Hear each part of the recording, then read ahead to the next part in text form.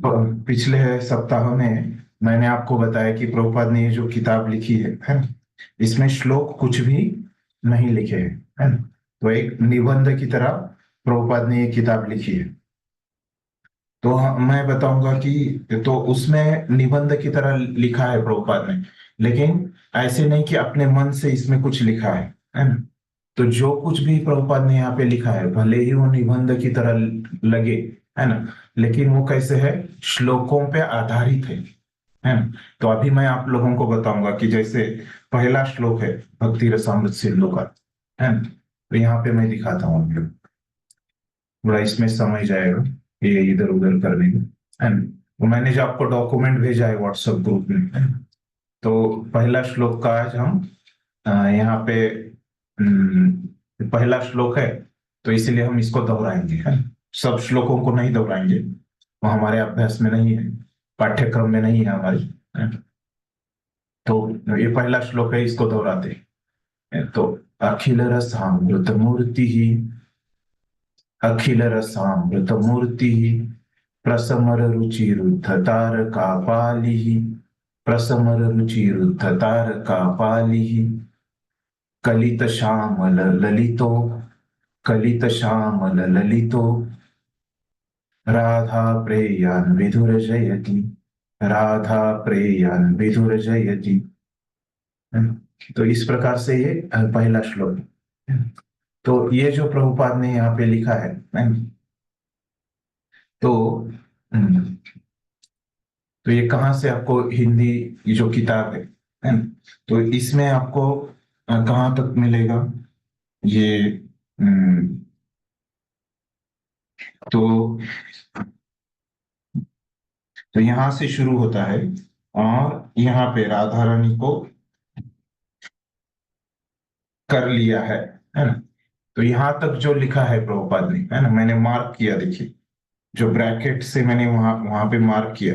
तो ये जो है, इतना जो है, पहले श्लोक के ऊपर प्रभुपाद ने उनकी टीका लिखी है ना?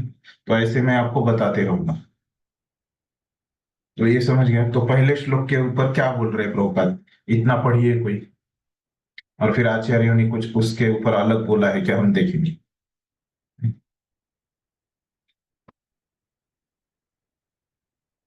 पढ़िए वैशाली माता जी। हरे कृष्ण वंदे मंगलाचरण। भगवान श्री कृष्ण आदि पुरुष संपूर्ण कामों के परम कारण तथा अखिल रसामृत मूर्ति रसराज शांत दास्य सत्य वात्सल्य माधुर्य हास्य कारुण्य भयानक वीर रौद्र अद्भुत और बीभत्स रस रूपी संबंधों के परम आश्रय है। वे परम आकर्षक श्री विग्रह है और अपनी त्रिभुवन विमोहिनी दिव्य रूप गुण लीला आदि की माधुरी से उन्होंने तारका पालिका श्यामा ललिता और साक्षात राधा रानी को भी वशीभूत कर लिया है। हरे कृष्ण। पूरा देखिए, पढ़ना है क्या? नहीं नहीं, इतना ही। तो ये जो इतना जो प्रभुपाद ने यहाँ पे लिखा है, ये पहले श्लोक के ऊपर उनका भाष्य है। तो क्या बोल रहे हैं यहाँ पे प्रभुपाद, है ना। तो प्रभुपाद ने जो पहला शब्द यहाँ पे लिखा है मंगलाचरण, है ना। तो ये मतलब ये जो पहला श्लोक है मंगलाचरण का रहता है। तो हमने पहले ये देखा था कि मंगलाचरण ईशोपनिषद में देखा था क्या, आपको किसने पढ़ा, मैंने नहीं। तो ठीक है, तो ये मंगलाचरण जो है,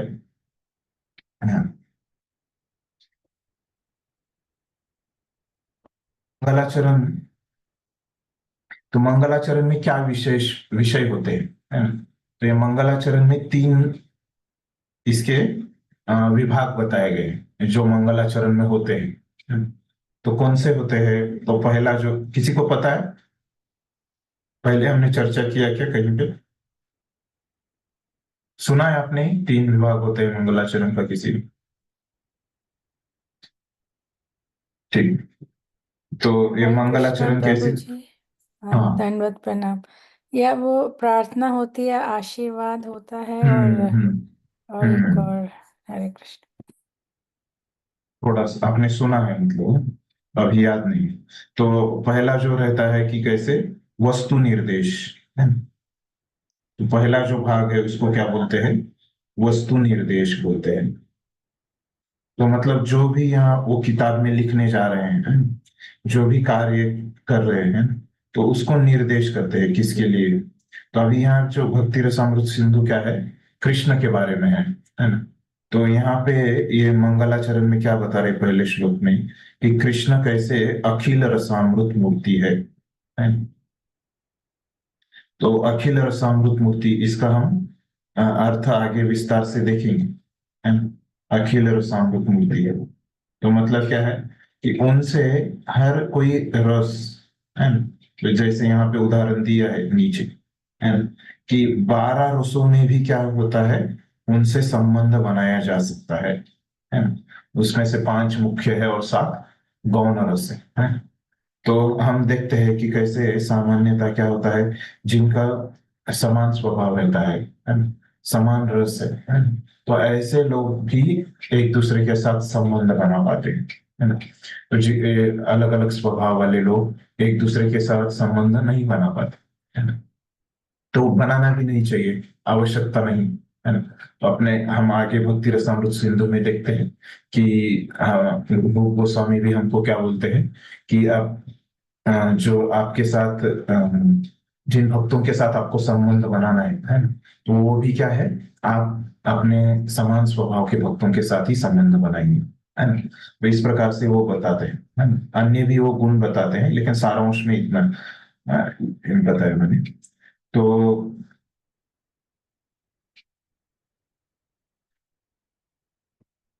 तो यहाँ पे कृष्ण क्या है, वो क्योंकि सब कुछ उनसे आ रहा है ना।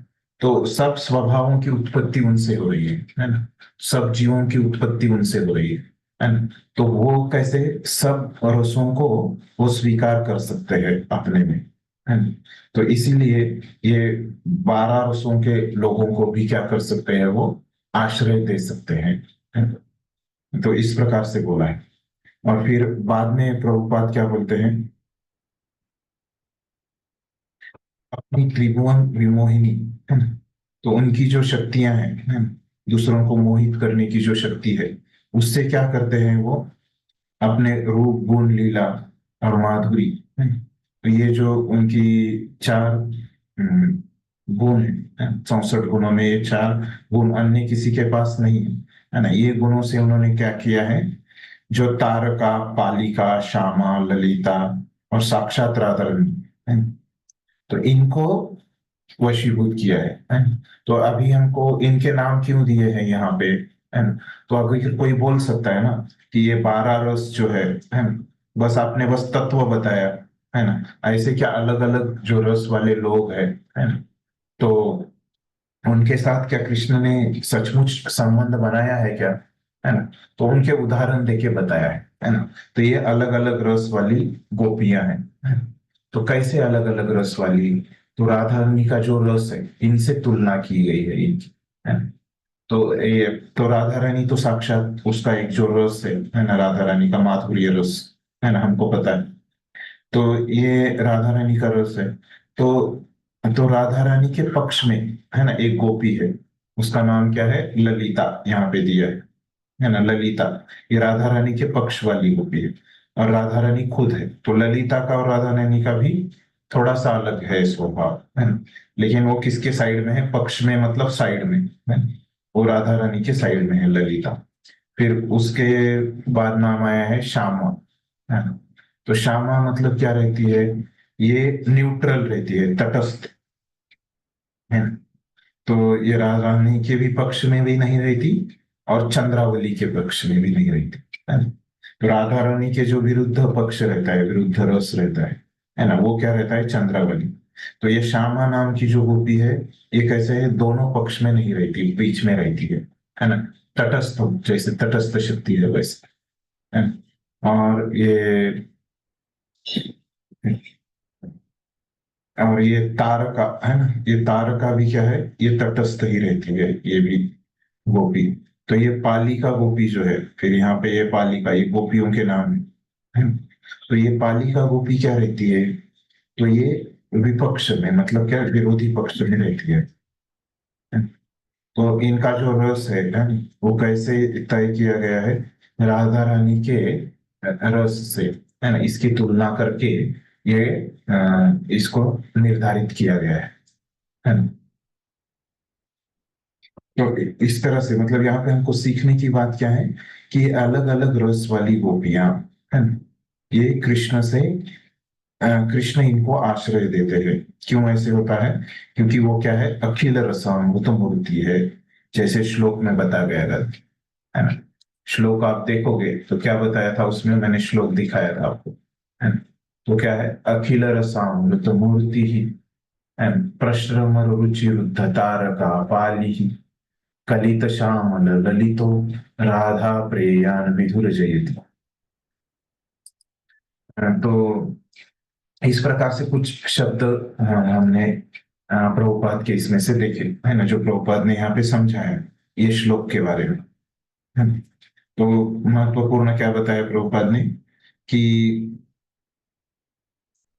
तो भगवान जो आदि पुरुष है ना, संपूर्ण कारणों के कारण है ना, और वो अखिल रसामृत मूर्ति है ना। तो इस प्रकार से ये बोलते हैं प्रभुपाद यहाँ पे। तो आदि पुरुष है, संपूर्ण कारणों के परम कारण है, और अखिल रसामृत मूर्ति रसराज है ना।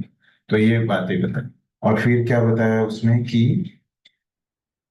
वो अ, ये 12 रसों को क्या करते हैं, उनसे ही आते हैं, है ना। ये 12 रसों के वो क्या है, आश्रय है ना? और कैसे ये रसों कैसे आश्रय करते हैं, सबको वो आकर्षित कैसे करते हैं, अपनी जो चार उनके जो गुण है 64 गुणों में से 4 जो गुण किसी के पास भी नहीं है ना। 60 गुण विष्णु के पास है ना? तो ये जो 4 अतिरिक्त गुण जो है भगवान के पास, है ना? तो इससे क्या करते हैं, वो भक्तों को, है ना, उनके तरफ आश्रित करते हैं, और उनके भक्त क्या रहते हैं, ये 12 रसों में वो विद्यमान रहते हैं। मतलब सब अनेक अनेक स्वभाव के, अनेक अनेक रस के, है ना। हमने देखा रस मतलब क्या रहता है कि हर हर एक व्यक्ति को अलग अलग कार्य से रस आता है। हमने देखा था पिछली बार।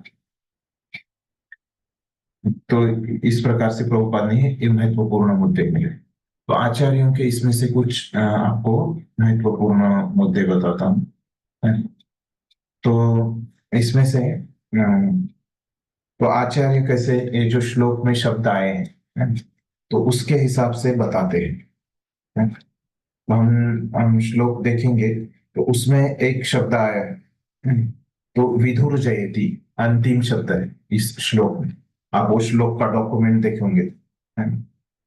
तो ये जो श्लोक का अर्थ लिखते हैं, है ना, तो उस समय क्या करते हैं, अ, जो रूप गोस्वामी ने 2 प्रकार से इसका अर्थ किया है ना। तो एक एक करके हम इसका अर्थ देखेंगे, है ना।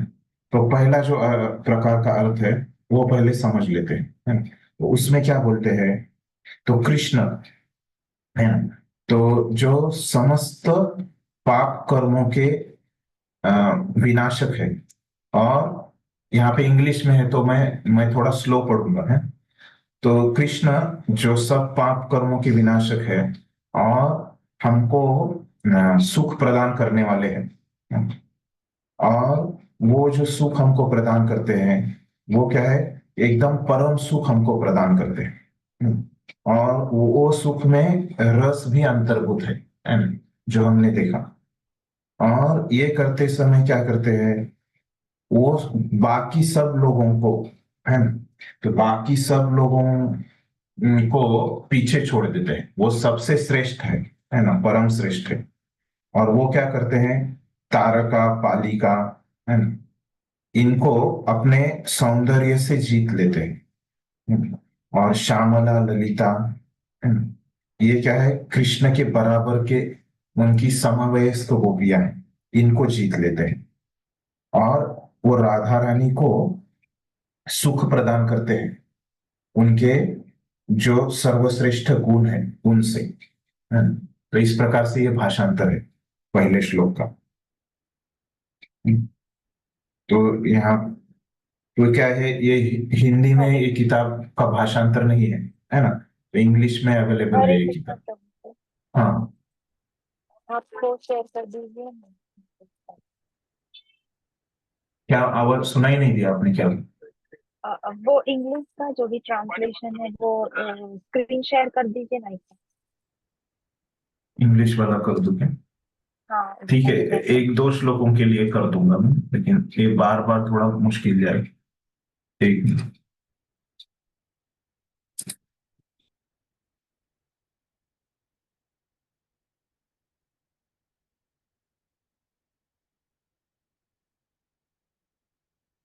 मैंने क्या एक किताब में से पढ़ा। एक मिनट।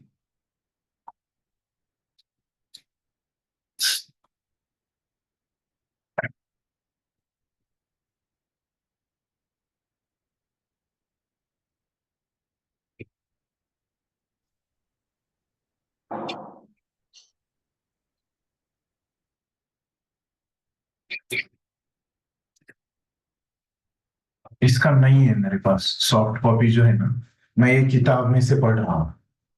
ये मेरे पास किताब है, ये देखिए, है ना, ये है, दिख रही, तो ये किताब में से मैं पढ़ रहा हूँ जो इंग्लिश में ही है ना। तो इसका है दूसरे लोगों के पास, लेकिन मेरे पास नहीं है इसका, ये देखिए।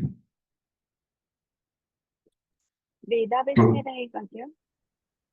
नहीं, वेदावेस में सिर्फ प्रभुपाद का ही रहता है, ये आचार्यों का है ना। तो क्या बोल रहे थे, हाँ, हमने इसका भाषांतर देखा श्लोक का। तो अर्थ बताते समय क्या होता है बताते हैं। तो पहले जो ये विधुर जयति है ना, ये श्लोक में आप देखिए, है ना, तो विधु शब्द का वो अर्थ बताते हैं। तो जीव गोस्वामी इसका अर्थ बताते हैं। तो वो बता रहे हैं कि ये विधु जो शब्द आया है ना, वो क्या है, कृष्ण के लिए आया है ना।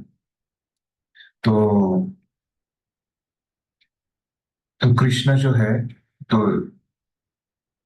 यहाँ पे बोला ना कि भाषांतर में शब्द आया था कि कृष्ण क्या है, सर्वश्रेष्ठ है ना।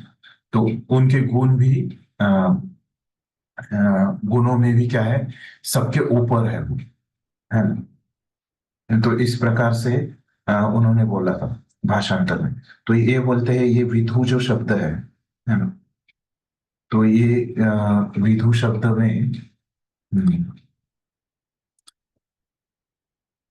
ये विधु शब्द का अर्थ क्या होता है, कृष्ण के लिए आया है ये कृष्ण, है ना?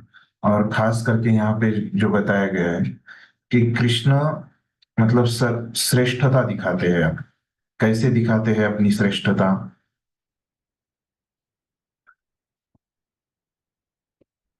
तो उनके गुणों से दिखाते हैं। तो उनके जो गुण हैं कृष्ण के, वो अन्य लोगों के गुणों से ज्यादा एक ज्यादा ही रहते हैं, है ना। उनके जैसे गुण किसी अन्य में नहीं रहते, है ना। अधिक मात्रा में उनके गुण रहते हैं, है ना। सामान्य लोगों से और कृष्ण में अंतर क्या रहता है, ये गुणों से हम उनके पहचान सकते हैं, है ना। तो इस प्रकार से फिर उनके गुण क्या क्या रहते हैं, है ना? तो वो बताते हैं कि उनके गुण कैसे रहते हैं। वो सबके, है ना, सबके क्या करते हैं, पहला जो उनका गुण है ना, सबके अम, मतलब सबके नहीं बोल सकते यहाँ पे, सब प्रकार के, है ना, ऐसे बोलो, सब प्रकार के जो दुख रहते हैं, है ना, कोई भी प्रकार का ऐसा दुख नहीं है ना, जो कृष्ण उस पे उस उसको हर सकते हैं, उसको नष्ट कर सकते हैं, है ना। सब प्रकार के दुखों को, है ना, अनेक वचन हो जाएगा, दुखों को वे नष्ट करते हैं, है ना। तो ये पहला गुण है ना। तो हम सब प्रकार के सर्वसामान्य कोई भी जो व्यक्ति है ना, तो सब प्रकार के दुखों को नष्ट नहीं कर पाए, है ना। लेकिन कृष्ण जो है ना, किसी भी प्रकार का वो दुख रहे, है ना, अगर उनका भक्त है कोई, है ना, तो उसके दुखों को वो नष्ट कर देते हैं, है ना। तो जैसे भीष्म देव प्रार्थना करते हैं ना, तो वो प्रार्थना करते हैं कि मृत्यु के समय पे, है ना, तो मृत्यु के समय पे जो दुख रहता है ना, तो ये भीष्म देव को बिल्कुल नहीं होता, है ना। और वो बोलते हैं कि अ, मृत्यु के समय पे मैं, मेरा जो मन है ना, ये श्लोक है, विजय रथ कुटुंब आत्ततोत्रे धृत्य है रश्मि त श्रेय क्षणीय भगवती रतिर अस्तु में मुमूर्षो, है ना। तो भगवती रतिर अस्तु में मुमूर्षो, है ना।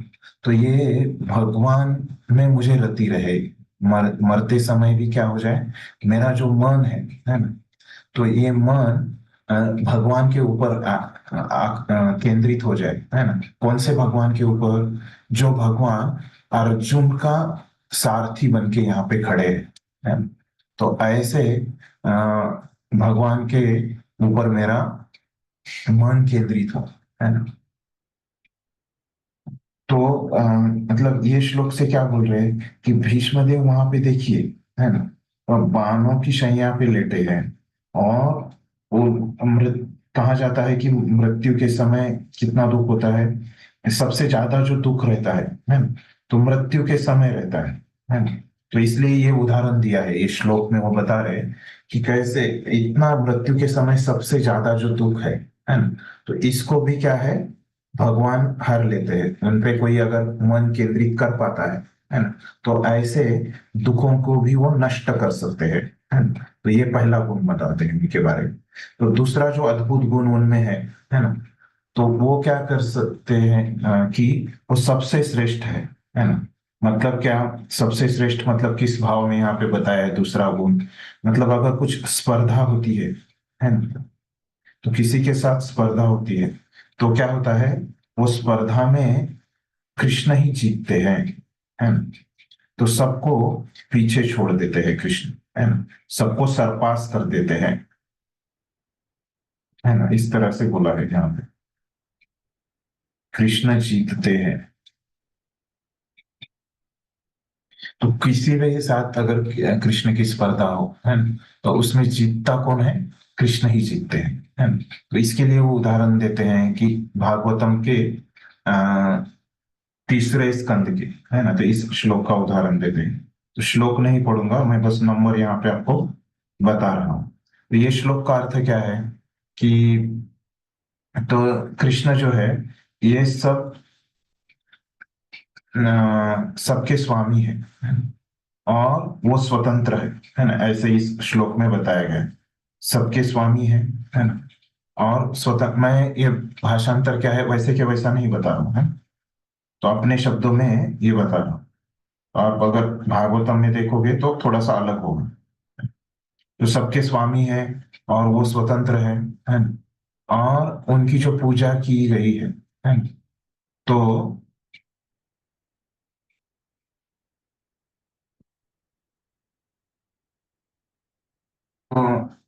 उनकी जो पूजा की जाती है ना, उसके लिए जो ये जो रहते हैं सामग्री रहती है ना, तो ये जो सामग्री है,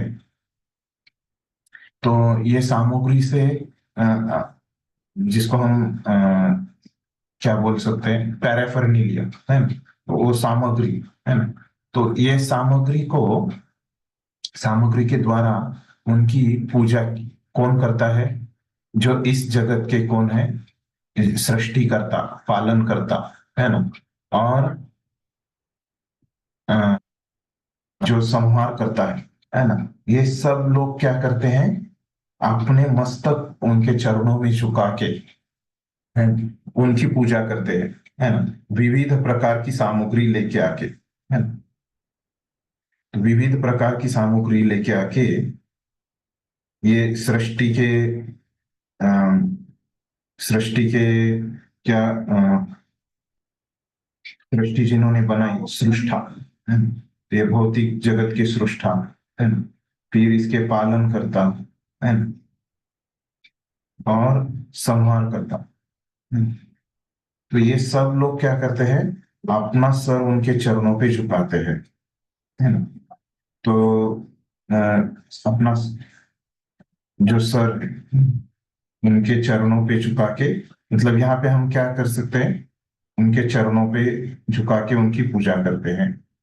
मतलब हम यहाँ पे हम समझ सकते हैं कि कैसे कृष्णा ही सबसे श्रेष्ठ है। ये दूसरा महत्वपूर्ण गुण यहाँ पे कृष्ण का बताया है। और तीसरा जो गुण यहाँ पे कृष्ण का बताया गया है, जैसे हमने भाषांतर में देखा कि वो एक सर्वोच्च पद्धति का है, सर्वश्रेष्ठ है, सर्वोच्च या सर्वश्रेष्ठ हम जिसको बोल सकते हैं, सर्वोच्च या सर्वश्रेष्ठ प्रकार का जो सुख है, तो वो कृष्ण प्रदान करते हैं। तो इसके लिए वो उदाहरण देते हैं कि इसके लिए तीन उदाहरण वो देते हैं। तो तीन उदाहरण भागवतम में से क्या दे रहे हैं, 9वें अध्याय के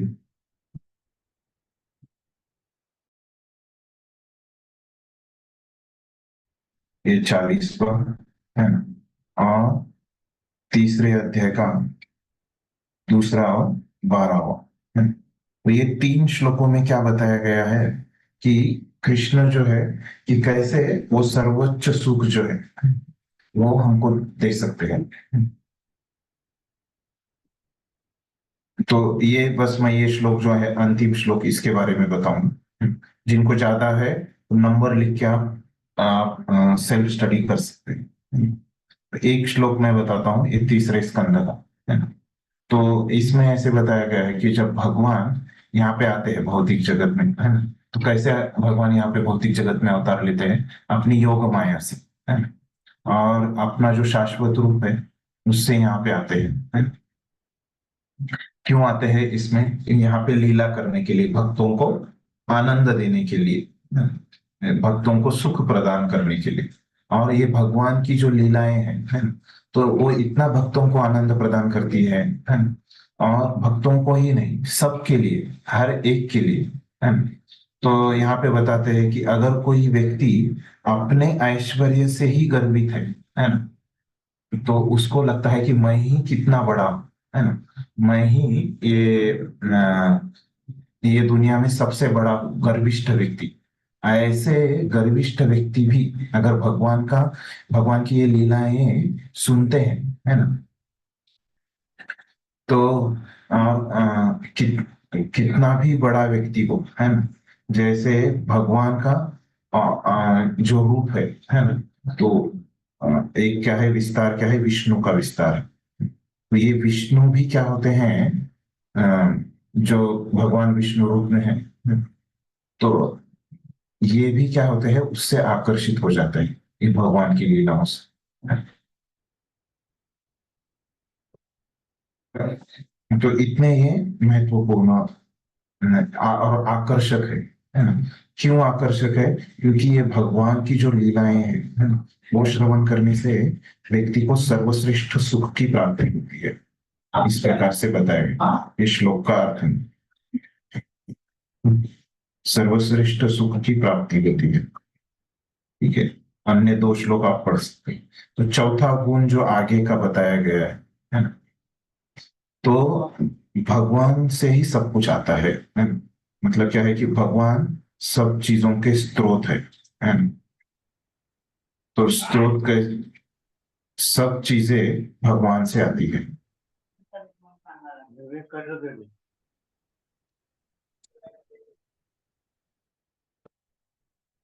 सब चीजें भगवान से उत्पन्न होती है। इसको हम परम स्रोत भी बोल सकते हैं, है ना, परम स्रोत। तो सब कुछ भगवान से है। तो उसके लिए वो क्या बोलते हैं, एते चांस कला पुंस कृष्णस्तु भगवान से है। तो ये जो सब अवतार है ये क्या है, सब कुछ कृष्ण से आता है। ये उदाहरण देते हैं भागवतम में से, है ना। इसका नंबर है एते चांस कला पुंस का 1:3:28। इस प्रकार से बताते हैं। फिर अगला जो गुण बताते हैं वो क्या है कि भगवान शाश्वत रूप, भगवान कभी नष्ट नहीं होते, वो शाश्वत है ना।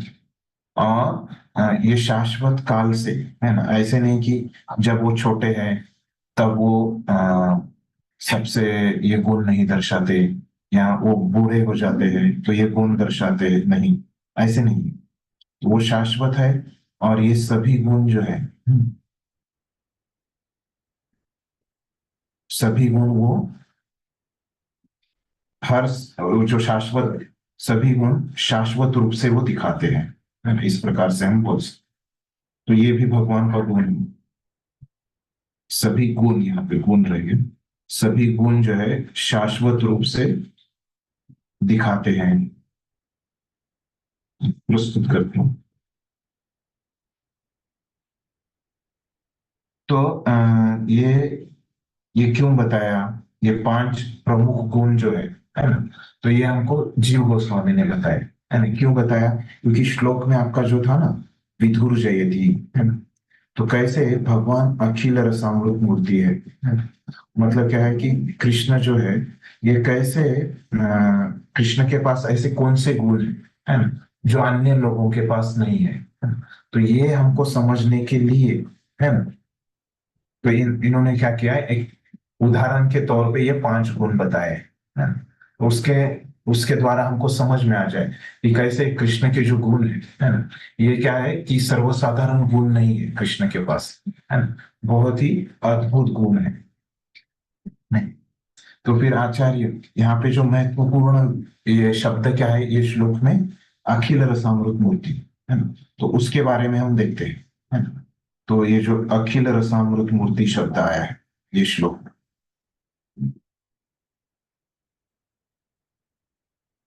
इसमें थोड़ा उसके बारे में थोड़ा सा हम देखते हैं आचार्यों से, है ना। तो अभी हमने देखा कि कृष्ण क्या है, कि ये जो सब दिव्य गुण है ना, ये सब दिव्य गुण किससे आ रहे हैं? कृष्ण से आ रहे हैं। जैसे हमने यहाँ पे प्रमुख रूप से ये 5 गुण देखे, है ना। क्योंकि ये क्या है, खास ये कृष्ण का ही वैशिष्ट्य है ना, ये गुण कृष्ण के पास ही है ना? और इसलिए क्या है, कृष्ण को ये ऐसे गुणों के क्या है, कृष्ण स्त्रोत है ना, ऐसे सब दिव्य गुण है जो अमृत की तरह गुण है, तो ये कृष्ण से आते हैं, है ना। और वो क्या करते हैं कृष्ण, हमने देखा कि सर्वश्रेष्ठ प्रकार का सुख देते हैं, है ना। और तो इसीलिए उनको क्या बोला है, अमृत मूर्ति, है ना। ये अमृत मूर्ति क्यों बोला गया है कृष्ण को? क्योंकि कृष्ण जो ये हमने देखा कि दिव्य गुणों को, दिव्य गुण के स्रोत कौन है? कृष्ण है ना। और ये क्या करते हैं, ये दिव्य गुणों द्वारा, है ना, एक अमृत की तरह सुख देते हैं, है ना।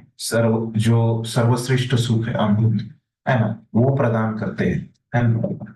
तो इसीलिए, है ना, तो उनको क्या बोला जाता है, अमृत मूर्ति, है ना, इस प्रकार से बोला जाता है ना। और ये फिर अखिल रस क्यों बताया गया है यहाँ पे, अखिल रस क्यों लगाया है इसमें? तो अखिल रस का अर्थ क्या है, कि वो पूरे 12 रस है ना जो प्रभुपाद ने लिखे, है ना, तो ये सब जो अखिल मतलब क्या, सब, है ना, सब रस क्या है, कृष्ण में है ना? तो इसीलिए उनको अखिल रसामृत मूर्ति इस प्रकार का नाम है ना। तो शांत रस से लेके पूरे माधुर्य तक, है ना।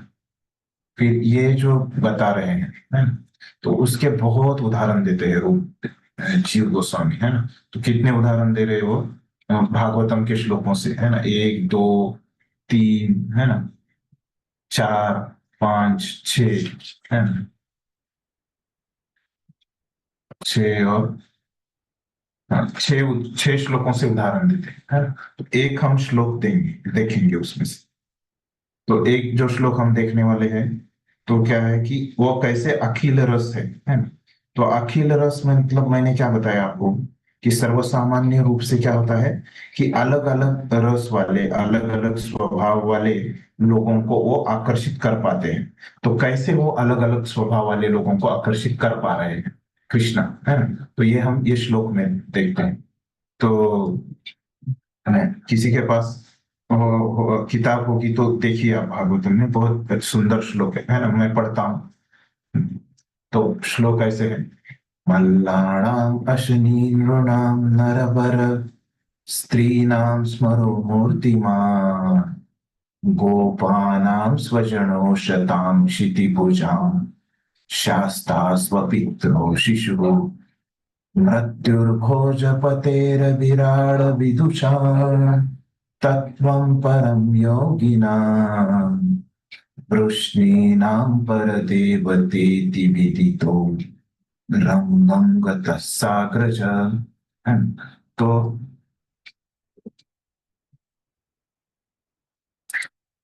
मेरा आवाज बीच बीच में कट हो रहा है क्या? नहीं, अन्य हो रहा है प्रभु जी। हम अच्छी अन्य, तरह हाँ, सुनाई आपका नहीं मैसेज दे आया मुझे इसलिए मैं पूछ रहा हूँ। तो बाकी लोगों को कैसे हो रहा है? बहुत फ्लिकर हो रहा है,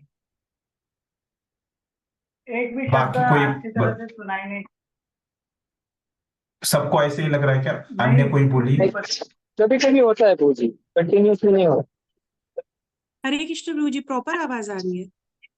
ओके ओके। तो देखिए, एक दो लोगों को आ रहे हैं, मतलब यहाँ पे प्रॉब्लम नहीं है ना? एक दो लोगों को ठीक आ रहा है, कंटिन्यू आ रहा है, मतलब इधर नहीं है। तो आपकी तरफ ही कुछ तो होगा। तो ठीक है, अभी हम क्या चर्चा कर रहे थे कि ये अखिल रसामृत मूर्ति, ये शब्द के बारे में हम चर्चा कर रहे थे। तो हमने देखा कि कैसे ये अमृत मूर्ति शब्द आया है ना? और क्यों आया है ये अमृत मूर्ति शब्द? क्योंकि हाँ, ये तो हमने किया था चर्चा, है ना? अमृत मूर्ति आया था, और ये अखिल भी, अखिल रस क्यों बोला है? क्योंकि सब 12 रस उसमें है। और ये श्लोक भी मैंने पढ़ा था। तो अभी ये श्लोक मैंने जो पढ़ा, तो इसमें देखते हैं तो ये श्लोक कहाँ पे बोला गया है? जब कृष्ण कहाँ पे आ रहे हैं, है ना? कृष्ण वृंदावन से मथुरा आ गए, है ना? और उनको तो उनके, जब वो मथुरा में क्यों आते हैं कृष्ण वृंदावन से? कि कंस उनको बुलाता है ना? और किसके लिए बुलाता है? क्योंकि कृष्ण के साथ उनको बॉक्सिंग मैच खेलना रहता है ना? मुष्टि युद्ध खेलना रहता है ना? तो कैसे, तो जब वो ये वहां पे आते हैं, वो वहां पे जो ये क्रीड़ांगन वहां पे बनाया रहता है ना? ये मुष्टि युद्ध खेलने के लिए जो एक जगह, स्टेडियम के टाइप वहां पे बनाई रहती है ना? तो वहां पे कृष्ण का आगमन होता है। तो वहां पे कैसे अलग अलग लोग कृष्ण को अलग अलग पद्धति से रस लेते हैं, है ना? अलग अलग पद्धति से देखते हैं कृष्ण को।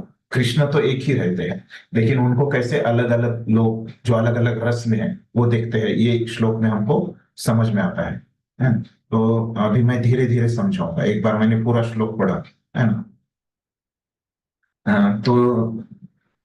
तो यहाँ पे बताया है, मल्लाणाम अशनीर नृणाम, है ना?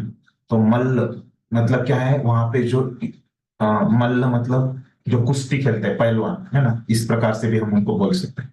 इंग्लिश में हम उनको रेसलर बोलते हैं, है ना? तो वो क्या है, वो कृष्ण को किस तरह से देखते हैं? जो बिजली रहती है ना? आकाश में जैसे बिजली, है ना?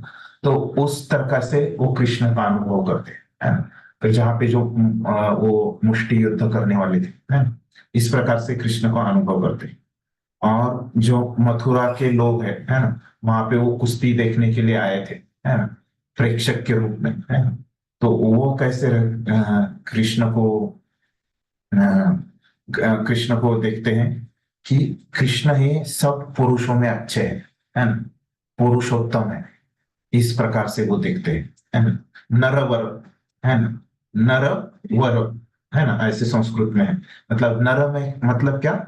मनुष्यों में, है ना? वर मतलब श्रेष्ठ है, सब मनुष्यों में श्रेष्ठ है, ऐसे वो श्लोक में, है ना? स्त्री नाम स्मरो मूर्तिमान, है ना? तो फिर ये जो स्त्रियां कैसे दिखती है ना? तो स्त्रियां कृष्ण को क्या करती है, कृष्ण के ऊपर प्रेम करती है और एक उनके प्रेमी के रूप में देखती है, वहां पे जो स्त्रियां उपस्थित थी, है ना। फिर ये हो गए 3 प्रकार के लोग देखे हमने, है ना। तो वही कृष्ण सेम है, लेकिन अपने अपने वो दृष्टि से अलग अलग कृष्ण को समझ रहे हैं। फिर अगले जो चौथे है वो क्या है, गोपानाम स्वजनो सताम, है ना। तो यहाँ पे जो गोप है ना, मतलब जो वहां पे लड़के थे, गोपाल थे, है ना। तो वो कैसे देखते हैं, एक दोस्त के रूप में, है ना, एक अपने रिश्तेदार के रूप में, इस प्रकार से स्वजन के रूप में, है ना, गोपानाम स्वजनों, है ना, स्वजन रिश्तेदार के रूप में, इस तरह से भी देखते हैं। फिर उसके बाद क्या है ना, उसके बाद आते हैं, हाँ, क्षितिभुजाम शास्ता स्वपित्रो शिशु, है ना। तो मतलब जो यहाँ पे जो अधर्म के विरोधी जो राजा थे, है ना, तो अधर्मी जो राजा थे, है ना, तो ये कृष्ण को कैसे देखते हैं, है ना, जो कंस के पक्ष में थे, अधर्मी राजा, है ना। तो वो कृष्ण को देखते हैं एक एक शिक्षा देने वाले, मतलब एक सजा देने वाले, है ना। शिक्षा के 2 अर्थ होते हैं, है ना, सजा देने वाले के रूप में, है ना। सजा, चास्टाइजर, एज ए चास्टाइजर वो देखते हैं, है ना, सजा देने वाले के रूप में। और कृष्ण के जो माता पिता के उम्र के जो लोग थे, है ना, वरिष्ठ लोग वहां पे जो उपस्थित थे, है ना, वो कैसे देखते हैं कृष्ण को, एक बच्चे के रूप में देखते हैं, है ना। और ये जो भोज, वहां पे हमको पता है कि भोज वंश के जो ये थे, राजा थे, है ना, जो कृष्ण के वंश के, है ना, भोज वंश के, वो राजा उनको कैसे देखते हैं, मृत्यु के रूप में देखते हैं, है ना? और जो वहां पे ज्ञानी थे, है ना, उनको कम बुद्धिमान कहा गया है ना। मृत्यु, ये जो भोज का उनके लिए संस्कृत में क्या आया है, मृत्यु भोजपते विराट विदुषा, है ना? मृत्यु भोजपति, है ना? और विराट अविदुषाम, है ना। अविदुषाम मतलब कम बुद्धि वाले लोग, है ना। तो ये कैसे देखते हैं कृष्ण को, एक विराट, है ना, विराट मतलब क्या, एक विराट रूप में देखते हैं। कम बुद्धि वाले लोग कृष्ण का ही विराट रूप के बारे में, विराट रूप के याद आता है उनको, भगवान का, कृष्ण को देख के। और परम योग तत्वम परम योगी नाम, है ना। तो मतलब योगी उनको कैसे देखते हैं, एक तत्व के रूप में देखते हैं, है ना। तो एक परम सत्य के रूप में देखते हैं ये योगी लोग। और वृष्णि लोग, है ना।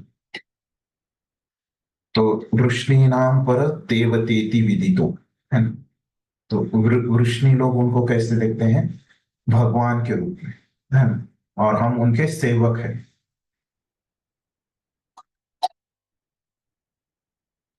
तो इस प्रकार से हमने कितने प्रकार देखे यहाँ पे, वृष्णि देखा, है ना, उसके पहले योगी देखा, 2 हो गए, है ना।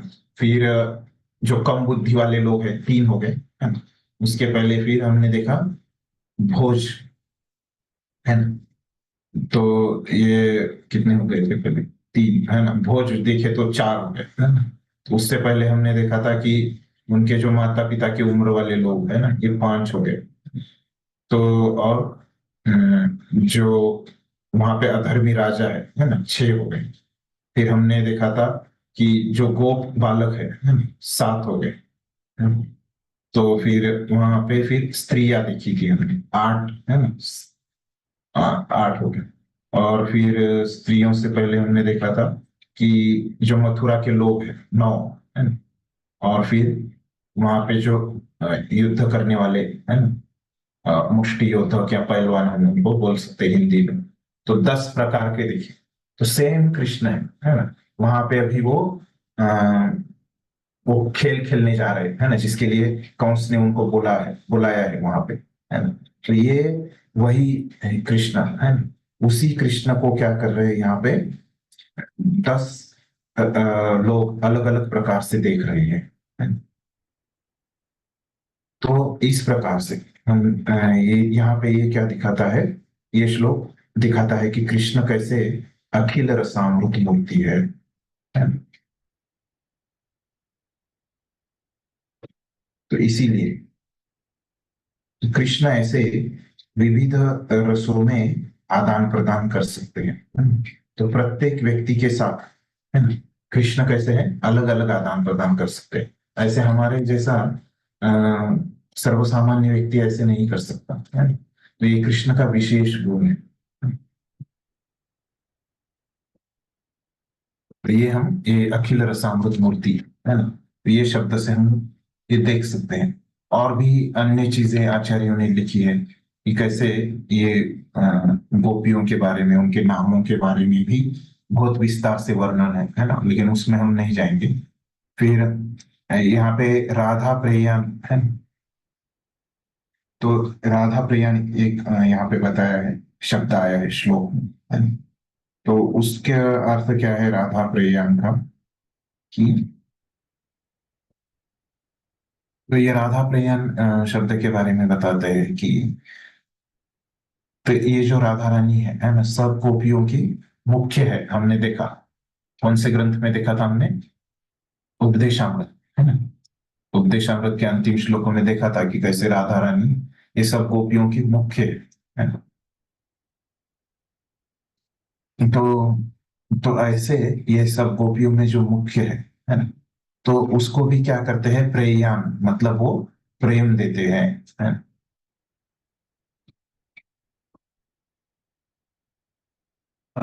ये राधा रानी को सुख देने का पूरा प्रयास करते हैं, इस प्रकार से इसका अर्थ है।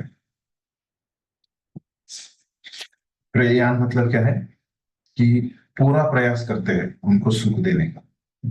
तो ये कुछ महत्वपूर्ण अर्थ मैंने बताया आपको यहाँ पे, है ना। तो जैसे मैंने ये जो पहला श्लोक है वो लेने से पहले क्या बताया था कि ये श्लोक के दो अर्थ है ना। तो हम एक एक करके अर्थ देखेंगे, है ना। तो ये पहला अर्थ मैंने अभी आपको बताया, उसमें से अर्थ पूरा भाषांतर बताया और कुछ महत्वपूर्ण उसमें से मुद्दे बताए, है ना। जैसे एक अखिल रसामृत मूर्ति बताया, राधा प्रयाण बताया, है। और क्या बताया उसमें, विधुर जयति बताया, है। और ये विधुर जयति क्यों है, क्योंकि ये 5 गुण उनमें है। भगवान के जो यहाँ पे उदाहरण दिए हैं दिव्य गुण, है ना। तो उसमें से ये 5 गुण मैंने आपको बताया, ये पहले अर्थ में से।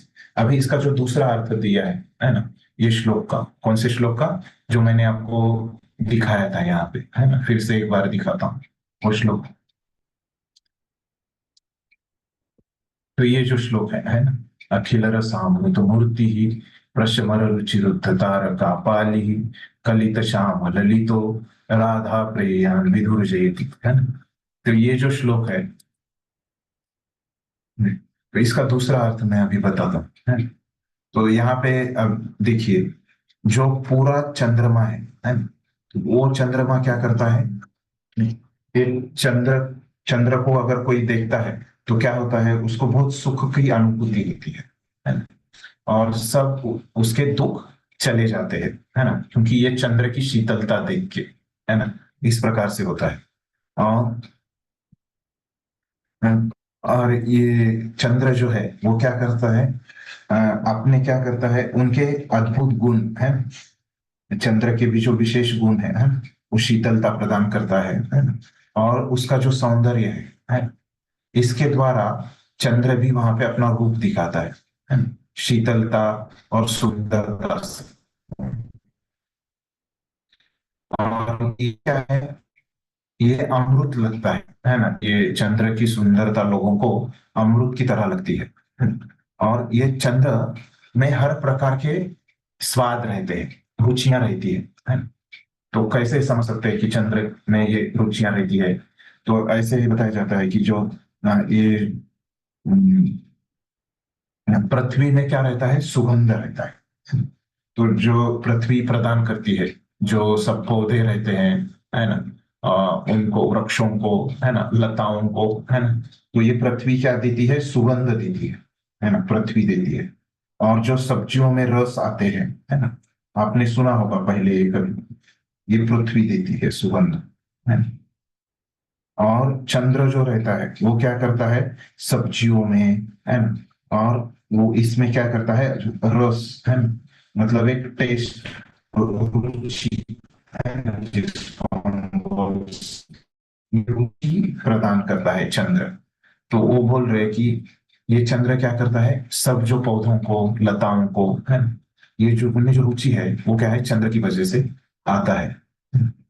और ये क्या करता है, ये दूसरे जो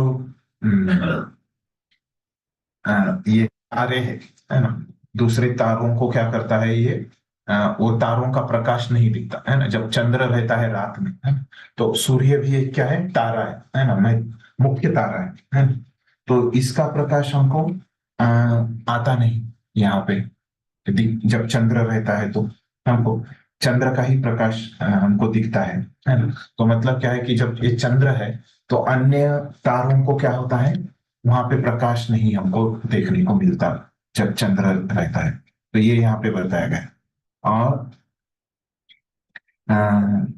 और ये जो चंद्र है ना, तो ये क्या करता है, ये रात्रि की शोभा बढ़ाता है ना। और ये जो विशाखा नक्षत्र है ना, जो ये बारिश के समय आता है ना, तो ये विशाखा नक्षत्र में वो चला जाता है ना चंद्र। इस प्रकार से इसका अर्थ है ना? तो अभी मैंने क्या करा, आपको समझाते समझाते ये अर्थ बताया, तो अभी तुरंत एक बार फटक से अर्थ बताता हूँ, मतलब आपको समझ में आ जाए। तो चंद्र जो पूरा है ना, पूरा चंद्र जब दिखता है पूर्णिमा का, है ना, तो उस वो क्या करता है, सुखों को प्रदान करता है, दुखों को हर लेता है ना, अपने गुणों से और सौंदर्य से वो सबको अपनी तरफ खींचता है। और जो अमृत की तरह एक स्वाद है सब चीजों में वो प्रदान करता है, और सब तारों के प्रकाश को वो रोक देता है, और रात्रि की शोभा बढ़ाता है। और ये जो बारिश के समय ये विशाखा नक्षत्र है ना, इसमें वो प्रवेश करता है ना। तो इस प्रकार से ये दूसरा अर्थ किया है ना, इस श्लोक का। तो अभी इसमें बताते हैं कि ये जो चंद्र है ना, जो सुख देता है ना, और दुखों को हर लेता है। ये चंद्र क्या है, आचार्य बताते हैं, ये चंद्र मतलब कृष्ण के लिए है ना? ये चंद्र शब्द जो है ना, वो कृष्ण के लिए वहां पे कहा गया है, इस प्रकार से बताते हैं। और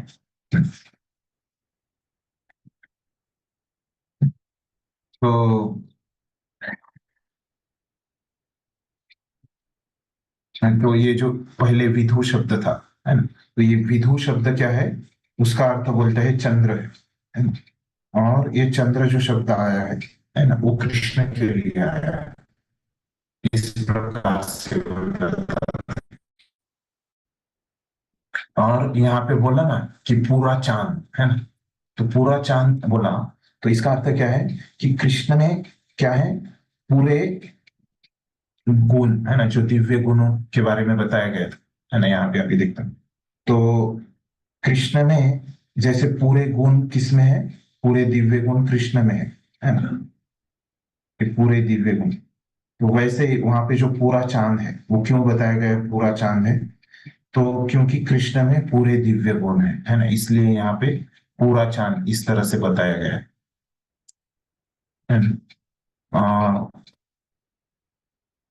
तो वो क्या है कि अन्य तारों के भी प्रकाश को रोक देता है चांद, है ना? तो इस प्रकार से बताया गया है कि कैसे कृष्ण अन्य लोगों को श्रेष्ठ है, अन्य लोगों से श्रेष्ठ है, ये बताया गया है ना? मतलब चंद्र का ही प्रकाश वहां पे रहता है ना? तो ये बताना है। तो इस प्रकार से बस ये शब्दों को क्या है, शब्दों के जो दो अर्थ होते हैं, एक शब्दों के दो अर्थ होते हैं, उसी से ये दूसरा अर्थ निकाला है आचार्य ने, है ना? और जो मूर्ति बोला है ना? तो मतलब ये चंद्र की जो आकृति है ना, अखिल रसामृत मूर्ति है ना, चंद्र की ऐसी आकृति रहती है।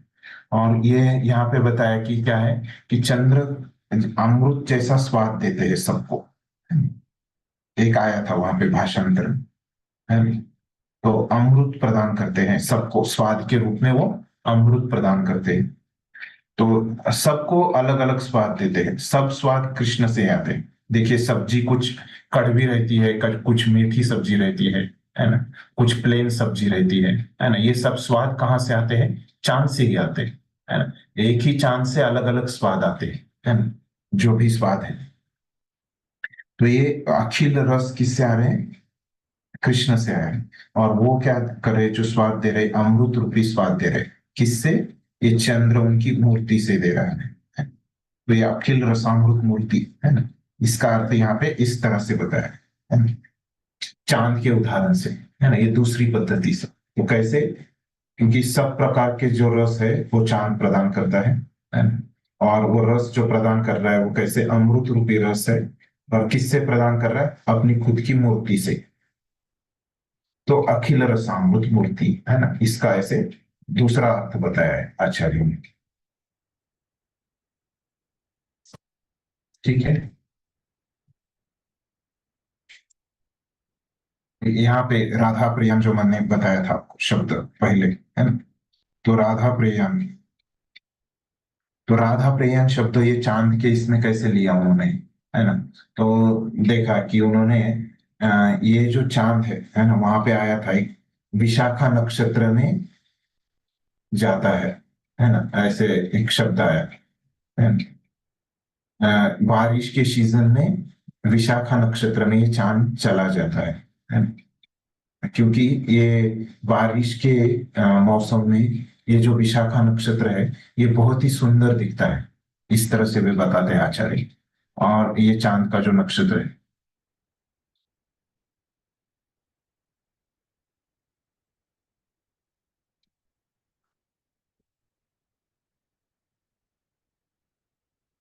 ये जो विशाखा नक्षत्र है ना, वो कौन से महीने में आता है? वैशाख महीने में आता है ना।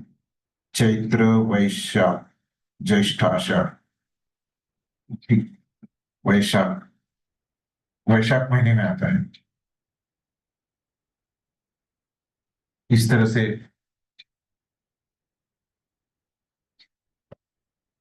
यहाँ पे उल्लेख है। और विशेष करके राधा प्रियन जो बता रहा था मैं, तो ये विशाखा, है ना।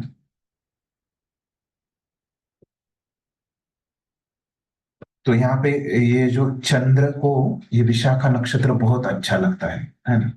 तो ये जो बताया गया है, तो ये विशाखा का इसका पूरा अर्थ उन्होंने क्या लिखा है? राधा प्रियम, इस तरह से लिखा है। मतलब क्या करता है ये चंद्र जो है, ये क्या कर रहा है? ये विशाखा को, है ना, यहाँ पे मतलब विशाखा ये क्या है? राधा रानी के लिए लिया है ना। ये चंद्र क्या करता है? ये विशाखा नक्षत्र को बहुत प्रेम करता है ना। उसी तरह से कृष्ण, है ना, जो चंद्र है ना, वो किसको प्रेम करते हैं? राधा को प्रेम करते हैं। तो ये विशाखा शब्द का एक दूसरा अर्थ, विशाखा तो एक अ, गोपी का नाम है ना। लेकिन अभी यहाँ पे क्या अर्थ है कि राधा रानी का नाम, उसको ये दूसरा अर्थ देख रहे हैं ना हम। तो इसीलिए उसका दूसरा अर्थ क्या है कि राधा रानी का भी एक नाम है विशाखा। तो जैसे चंद्र को ये विशाखा नक्षत्र ऐसे बहुत अच्छा लगता है, उसी प्रकार से कृष्ण को क्या लगता है? ये कृष्ण को राधा रानी के ऊपर प्रेम है ना? जिस प्रकार चंद्र को ये विशाखा के ऊपर, विशाखा नक्षत्र के ऊपर प्रेम है। तो इस प्रकार से ये दूसरा अर्थ है ना। इसमें ये महत्वपूर्ण चीजें मैंने बताई। राधा प्रेयन भी बताया आपको दूसरे अर्थ में, अखिल रसामृत मूर्ति भी बताया, है ना। और क्या रह गया बताने का? हाँ, कैसे वो अलग अलग रसों को वो आश्रय देते हैं, है ना। हमने देखा कि कैसे अलग अलग प्रकार के सब्जियां होती है ना?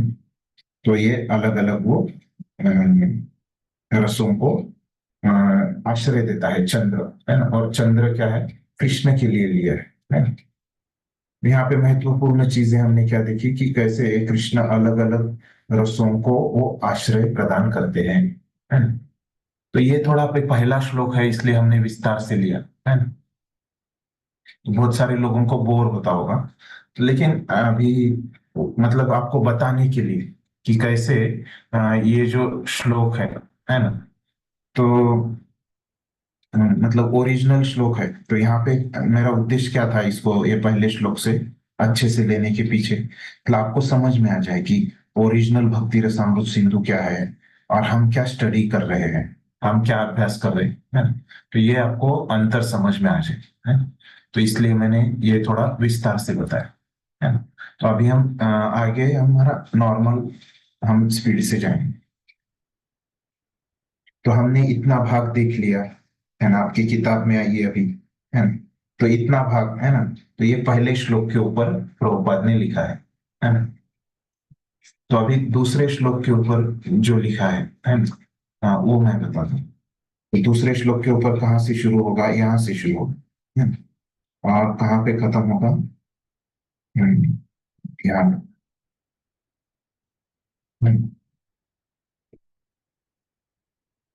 से शुरू होगा वे से, और यहाँ पे खत्म हुआ था, है ना? ये पढ़िए अभी कोई। और उससे पहले अभी तक जो मैंने बताया, इसमें कुछ प्रश्न है आपको समझ में नहीं आया?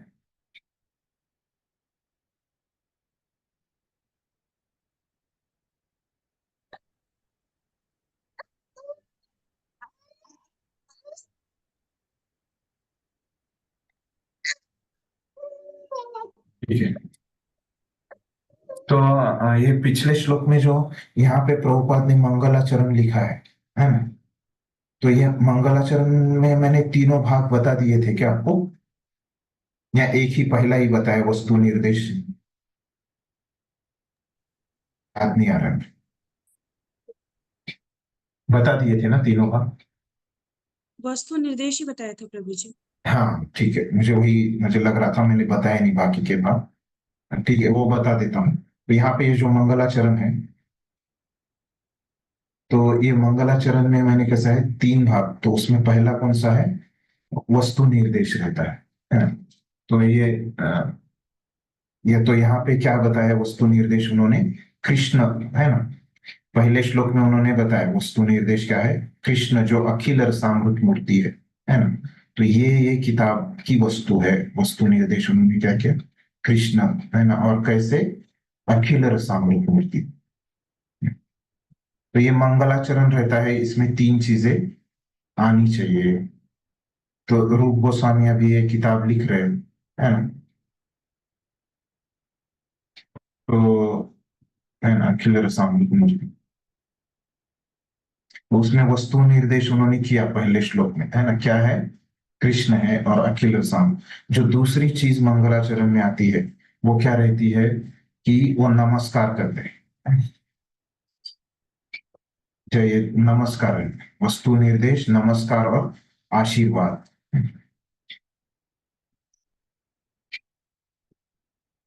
इसमें अभी वो चला गया। तो एक दूसरी चीज जो है वो क्या है, नमस्कार करते हैं। तो किसको नमस्कार करते हैं इसमें, तो भगवान को, है ना? भक्तों को, है ना? अपने गुरु को, है ना? ये नमस्कार करते हैं, है ना? वो देखेंगे अभी हम आगे।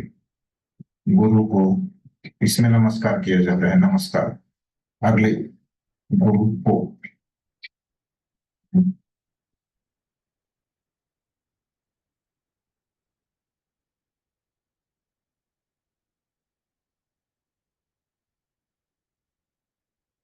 तो इस प्रकार से वो नमस्कार करते हैं। और तीसरा भाग इसमें क्या रहता है, आशीर्वाद।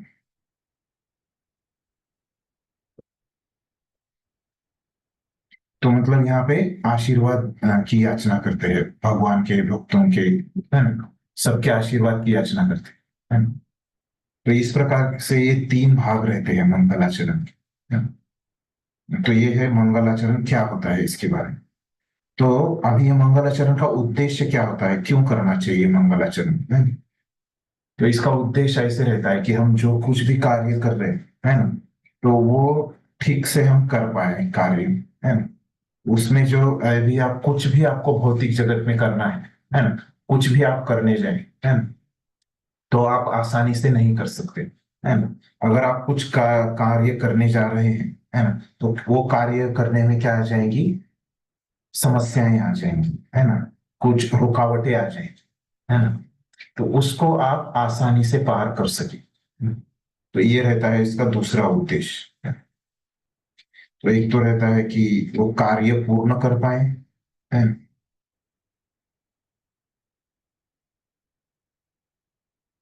यह सही चेतना में पूर्ण कर पाए, है ना?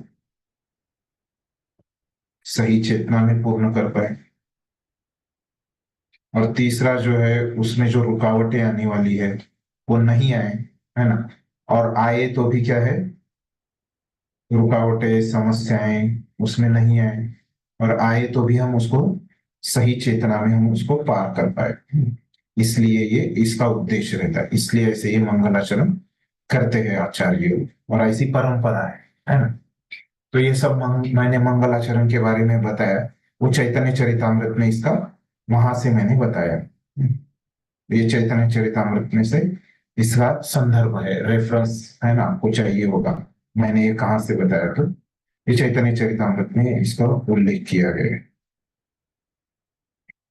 ठीक है, तब किसी को कुछ प्रश्न है तो अभी हम दूसरे श्लोक की तरफ जाते हैं।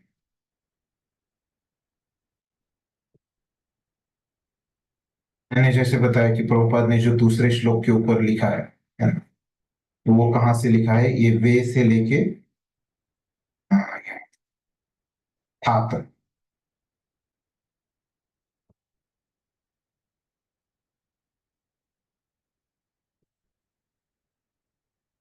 वे से लेके था तक, ये पहले ही बता दिया। तो पढ़िए कोई है, दूसरे श्लोक में हम जाते हैं। सर्वप्रथम श्रील रूप गोस्वामी प्रभुपाद और श्रील भक्ति सिद्धांत नहीं, उसके सरस्वती। ऊपर से वे से जो मैंने मार्किंग किया ना वहां पे।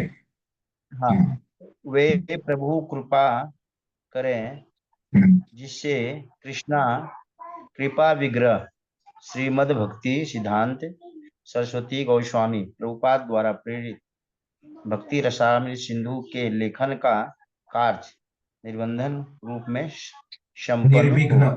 निर्विघ्न, निर्विघ्न, निर्विघ्न मतलब क्या रहता है, जो कठिनाइयां आती है, विघ्न आते हैं, है ना, जो बाधाएं आती है, उसको निर्विघ्न। ऐसा कुछ मन नहीं आए तो मैंने बताया ना, वो उद्देश्य रहता है ना, ये विघ्न नहीं आए ऐसे प्रार्थना कर रहे प्रभुपाद, है ना? सर्वप्रथम श्री रूप गोस्वामी प्रभुपाद और श्री भक्ति सिद्धांत सरस्वती गोस्वामी प्रभुपाद के चरण विंदों में सविनय प्रणाम करता हूँ, जिनकी प्रेरणा से मैं भक्ति रसामृत सिंधु के ग्रंथ के सार संकलन के कार्य में प्रवृत्त हुआ हूँ। इस भक्ति योग के दिव्य विज्ञान का प्रतिपादन भगवान श्री चैतन्य महाप्रभु ने किया है। भगवान चैतन्य का आविर्भाव बंगाल में आज से 500 वर्ष पूर्व कृष्णा भावना आंदोलन का प्रवर्तन करने के लिए हुआ था। धन्यवाद प्रभु जी, है ना? तो यहाँ पे प्रभुपाद ने क्या बताया कि उन्होंने भक्ति सिद्धांत सरस्वती गोस्वामी प्रभुपाद की प्रेरणा से, है ना, वो बोल रहे कि प्रभुपाद ने जो प्रेरणा ली है ना, वो कहाँ से ली है, भक्ति रसामृत सिंधु मतलब ये नेक्टर ऑफ डिवोशन लिखने की, वो कहाँ से ली है, वो भक्ति सिद्धांत सरस्वती ठाकुर से ली है ना? तो इस प्रकार से बोल रहे, क्यों बोल रहे प्रभुपाद, ये दूसरे श्लोक में, है ना, रूप गोस्वामी क्या बोलते हैं, तो रूप गोस्वामी के श्लोक का अर्थ इस प्रकार से है, देखिए मैं बताता हूँ अभी। तो मैं भगवान के चरण कमलों पे प्रणाम करता हूँ, है ना, जो कि वो भगवान कौन है, चैतन्य महाप्रभु है ना, जो भगवान चैतन्य प्रभु महाप्रभु है ना। और मैं क्या हूँ, एक कपटी, मेरा जो स्वभाव है वो बहुत कपटी है ना। और उनकी जो प्रेरणा है कहाँ पे, मेरे हृदय में, है ना। तो मेरे हृदय में किसकी प्रेरणा आ रही है, चैतन्य महाप्रभु, जो भगवान है, स्वयं भगवान। तो उनकी प्रेरणा से मैंने ये कार्य लिखना शुरू किया है ना। तो ये जो कार्य है किताब लिखने का, वो मैं कर रहा हूँ। ऐसे कौन बोल रहे, ओरिजिनल श्लोक ऐसे है, उसके ऊपर प्रभुपाद का भाष्य ऐसे है। तो क्या किया है, रूप गोस्वामी किसको याद कर रहे हैं? तो हमने देखा कि भूमिका में हमने देखा था ये किताब किससे आ रही है, चैतन्य महाप्रभु से आ रही है। चैतन्य महाप्रभु ने पहले रूप गोस्वामी को बताया, है ना, और रूप गोस्वामी हमको बता रहे हैं। तो इस प्रकार से आ रहे हैं। तो रूप गोस्वामी ने क्या किया, चैतन्य महाप्रभु को याद किया। तो प्रभुपाद किसको याद कर रहे हैं, भक्ति सिद्धांत सरस्वती ठाकुर को याद कर रहे हैं। तो ये ऐसे दोनों में अंतर है। तो फिर अभी प्रभुपाद आगे क्या कर रहे हैं, सर्वप्रथम श्रील रूप गोस्वामी प्रभुपाद और श्रील भक्ति सिद्धांत सरस्वती गोस्वामी प्रभुपाद के चरणारविंदों में मैं सविनय प्रणाम करता हूँ। तो अभी क्या कर रहे हैं, रूप गोस्वामी के भी चरणों में प्रणाम कर रहे हैं, है ना, जिनकी प्रेरणा से भक्ति रसामृत सिंधु के सार संकलन के कार्य में प्रवृत्त हुआ हूँ, है ना। तो अभी प्रभुपाद बोल रहे कि इनकी भी प्रेरणा है मेरे पास। पहले बोला था भक्ति सिद्धांत सरस्वती की, ठाकुर की है, फिर बाद में बोला कि रूप गोस्वामी की भी है ना? इस प्रकार से बोला। फिर इस भक्ति योग के दिव्य विज्ञान का प्रतिपादन, है ना। तो हमने देखा भक्ति रसामृत सिंधु में क्या बताया गया है, भक्ति योग के बारे में है, भक्ति के बारे में ये किताब है ना। तो वही बोल रहे हैं कि भक्ति योग के दिव्य विज्ञान का प्रतिपादन मतलब बता रहे हैं। ये किसने बताया, पहले हमने ये भी पहले देखा था, चैतन्य महाप्रभु ने बताया है, वही लिखा है प्रभुपाद ने, नया कुछ नहीं। भगवान चैतन्य का आशीर्वाद बंगाल में आज से 500 वर्ष पूर्व, है ना, कृष्ण वांगल प्रवर्तन करने के लिए हुआ था। भगवान चैतन्य का जो आविर्भाव हुआ था, तो अभी बहुत सारे लोगों को ये चैतन्य महाप्रभु पता नहीं है, उनके बारे में बता दिया प्रभुपाद ने बस। तो यहाँ पे इस तरह से इसका अर्थ है। तो मैंने जो आपको अभी भाषांतर बताया था ओरिजिनल श्लोक का, है ना, तो वहां पे एक शब्द था कि रूप गोस्वामी क्या बोल रहे हैं कि मेरा तो स्वभाव बहुत कपटी है ना, मेरा स्वभाव कपटी है, फिर भी मैं ये किताब लिखने का प्रयास कर रहा हूँ, है ना। तो ये जीव गोस्वामी को सहन नहीं होता, है ना। तो ये कपटी शब्द के लिए संस्कृत में उन्होंने क्या शब्द लिया है, वराक रूप, है ना। तो ये वराक रूप, वराक, है ना, ये आपको श्लोक में भी देखेगा आपके। तो ये जो संस्कृत के श्लोक अभी आप, ये जो मैंने आपको भेजा है संस्कृत का, है ना, ये भी आप अभी आप खुद देख लीजिए। अभी मैं एक लास्ट बार आपको दिखा रहा हूं कि कैसे देखना है। अभी मैंने बोला वराक रूप शब्द आया है ना। तो ये दूसरा जो श्लोक यहाँ पे अभी मैं दिखा रहा हूँ, देखिए यहाँ पे स्क्रीन पे देखिए, है ना। तो यहाँ पे दिख रहा है आपको ये वराक रूप, मैंने उसको हाईलाइट किया, देखिए वराक रूपोपी, है ना। तो ये कौन बोल रहा है, रूप गोस्वामी, है ना। वो बोल रहे कि मैं वराक रूप वाला हूँ। ये वराक रूप का क्या होता है हिंदी में भाषांतर, कि मैं एक कपटी व्यक्ति हूँ, इस प्रकार से वो बोल रहे, है ना। तो वराक रूप, तो ये रूप गोस्वामी क्या बोलते हैं, ये वराक रूप जो है ना, तो ये तो कपटी तो हो गए, है ना। तो ऐसे नहीं लेना है, इसका अर्थ कैसे लेना है, तो वराक रूप में क्या शब्द आते हैं, वर, है ना, और क्या आता है, वर और आप, है ना, आता है। दूसरा आता है आक आता है ना। और क्या आता है, रूप, मतलब वो खुद के बारे में बोल रहे, रूप, खुद वो रूप गोस्वामी है ना, तो रूप। तो अभी देखिए ये वर और आक, मतलब अगर ये दोनों को मिला के लिया तो क्या होता है, कपटी हो जाता है वराक, है ना। वराक ऐसे अगर आप एक शब्द लोगे यहाँ पे जैसे पहले है, तो ये वराक अगर एक शब्द लोगे तो कपटी हो जाता है। तो जीव गोस्वामी क्या करते हैं, इनको अलग अलग करते हैं, वर और आक बोलते हैं। तो वर मतलब क्या रहता है, हम देखते हैं, वर मतलब क्या होता है, श्रेष्ठ होता है ना, बराबर है ना। जैसे हम बोलते हैं सतोवर, है ना,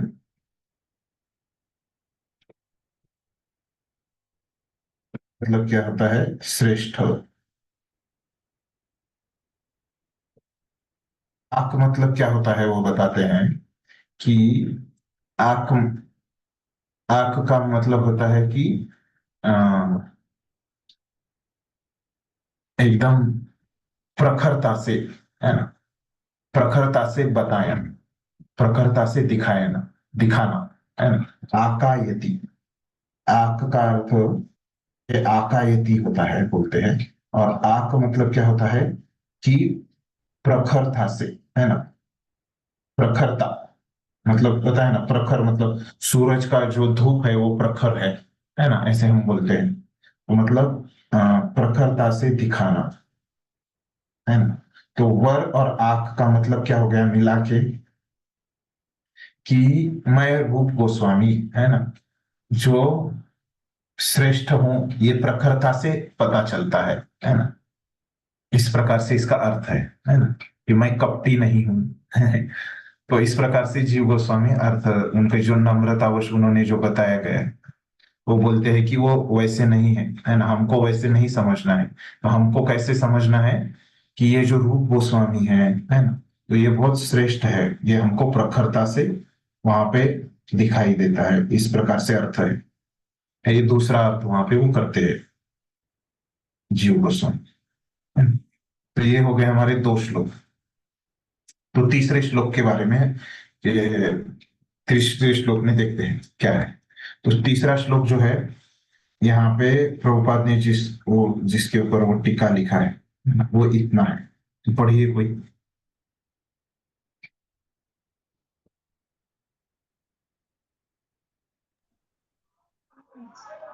श्री रूप गोस्वामी मी चरण इस महान ग्रंथ का आरंभ करते हुए अपने अग्रज और गुरुदेव श्री सनातन गोस्वामी की सादर वंदना करते हैं। उनकी प्रार्थना है कि भक्ति रसामृत सिंधु उन्हें प्रिय हो। भक्ति रस रूप अमृत के सागर में निवास करते हुए श्री सनातन गोस्वामी श्री श्री राधा कृष्ण की सेवा में सदा दिव्य आनंद का आस्वादन किया करे। जैसे अभी मैंने आपको बताया कि मंगलाचरण में क्या होता है, तो दूसरे श्लोक में क्या किया उन्होंने, नमस्कार करना चालू किया। तो दूसरे श्लोक में भगवान को नमस्कार किया, चैतन्य महाप्रभु के बारे में था दूसरा श्लोक।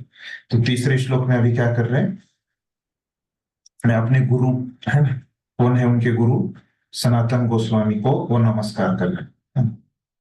तो ये क्या प्रभुपाद क्या बोल रहे हैं कि उनकी प्रार्थना है कि ये भक्ति रसामृत सिंधु, ये जो वो कार्य कर रहे हैं, वो उनको प्रसन्न कर पाए, उनको प्रिय हो जाए ये भक्ति रसामृत ग्रंथ, और भक्ति स्वरूप जो अमृत के सागर में निवास करते हैं, है ना। तो हमने देखा था पिछली बार की चैतन्य महाप्रभु के पास ये भक्ति रसामृत का सिंधु था, है ना, और उसका एक बिंदु किसके पास आया, रूप गोस्वामी के पास, वो सागर में से एक बिंदु आया। और फिर अभी वो बोल रहे हैं कि ये तो मैं बिंदु के बारे में ही लिख रहा हूं, ऐसे रूप गोस्वामी बताते हैं। और वो क्या बोल रहे हैं, सनातन गोस्वामी मेरे गुरुदेव कहाँ पे है, वो पूरे भक्ति रसामृत सिंधु में है ना? तो इस प्रकार से बोलते हैं। और श्री श्री राधा कृष्ण की सेवा में सदा दिव्य आनंद का आस्वादन वो करते हैं, इस प्रकार से उनको याद कर रहे सनातन गोस्वामी को, वो इस प्रकार से वो नमस्कार कर। तो इस प्रकार से प्रभुपाद ने लिखा है तीसरे श्लोक में। तो इसमें कुछ आचार्य एक्स्ट्रा बताते हैं क्या, तो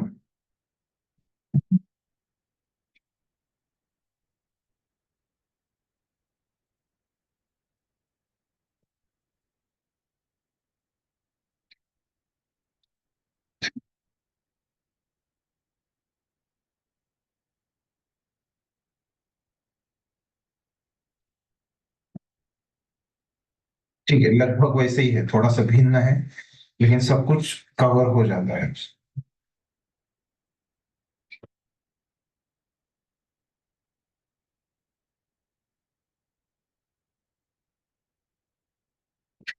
ठीक है, इसमें हम यहाँ पे इतना पर्याप्त है।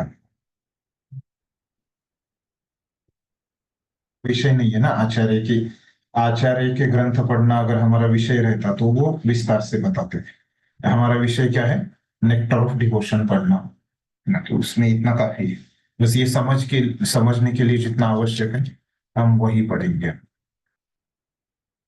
तो यहाँ पे क्या हो रहा है, अभी यहाँ पे ये पेज खत्म हो रहा है, तो ये पूरा पढ़िए, यहाँ से शुरू होता है, अगले पेज तक चौथे श्लोक का बताते हैं, है ना? तो पढ़िए यहाँ से, कोई अन्य पढ़िए, जिसने अभी तक पढ़ा नहीं है ऐसे कोई पढ़िए।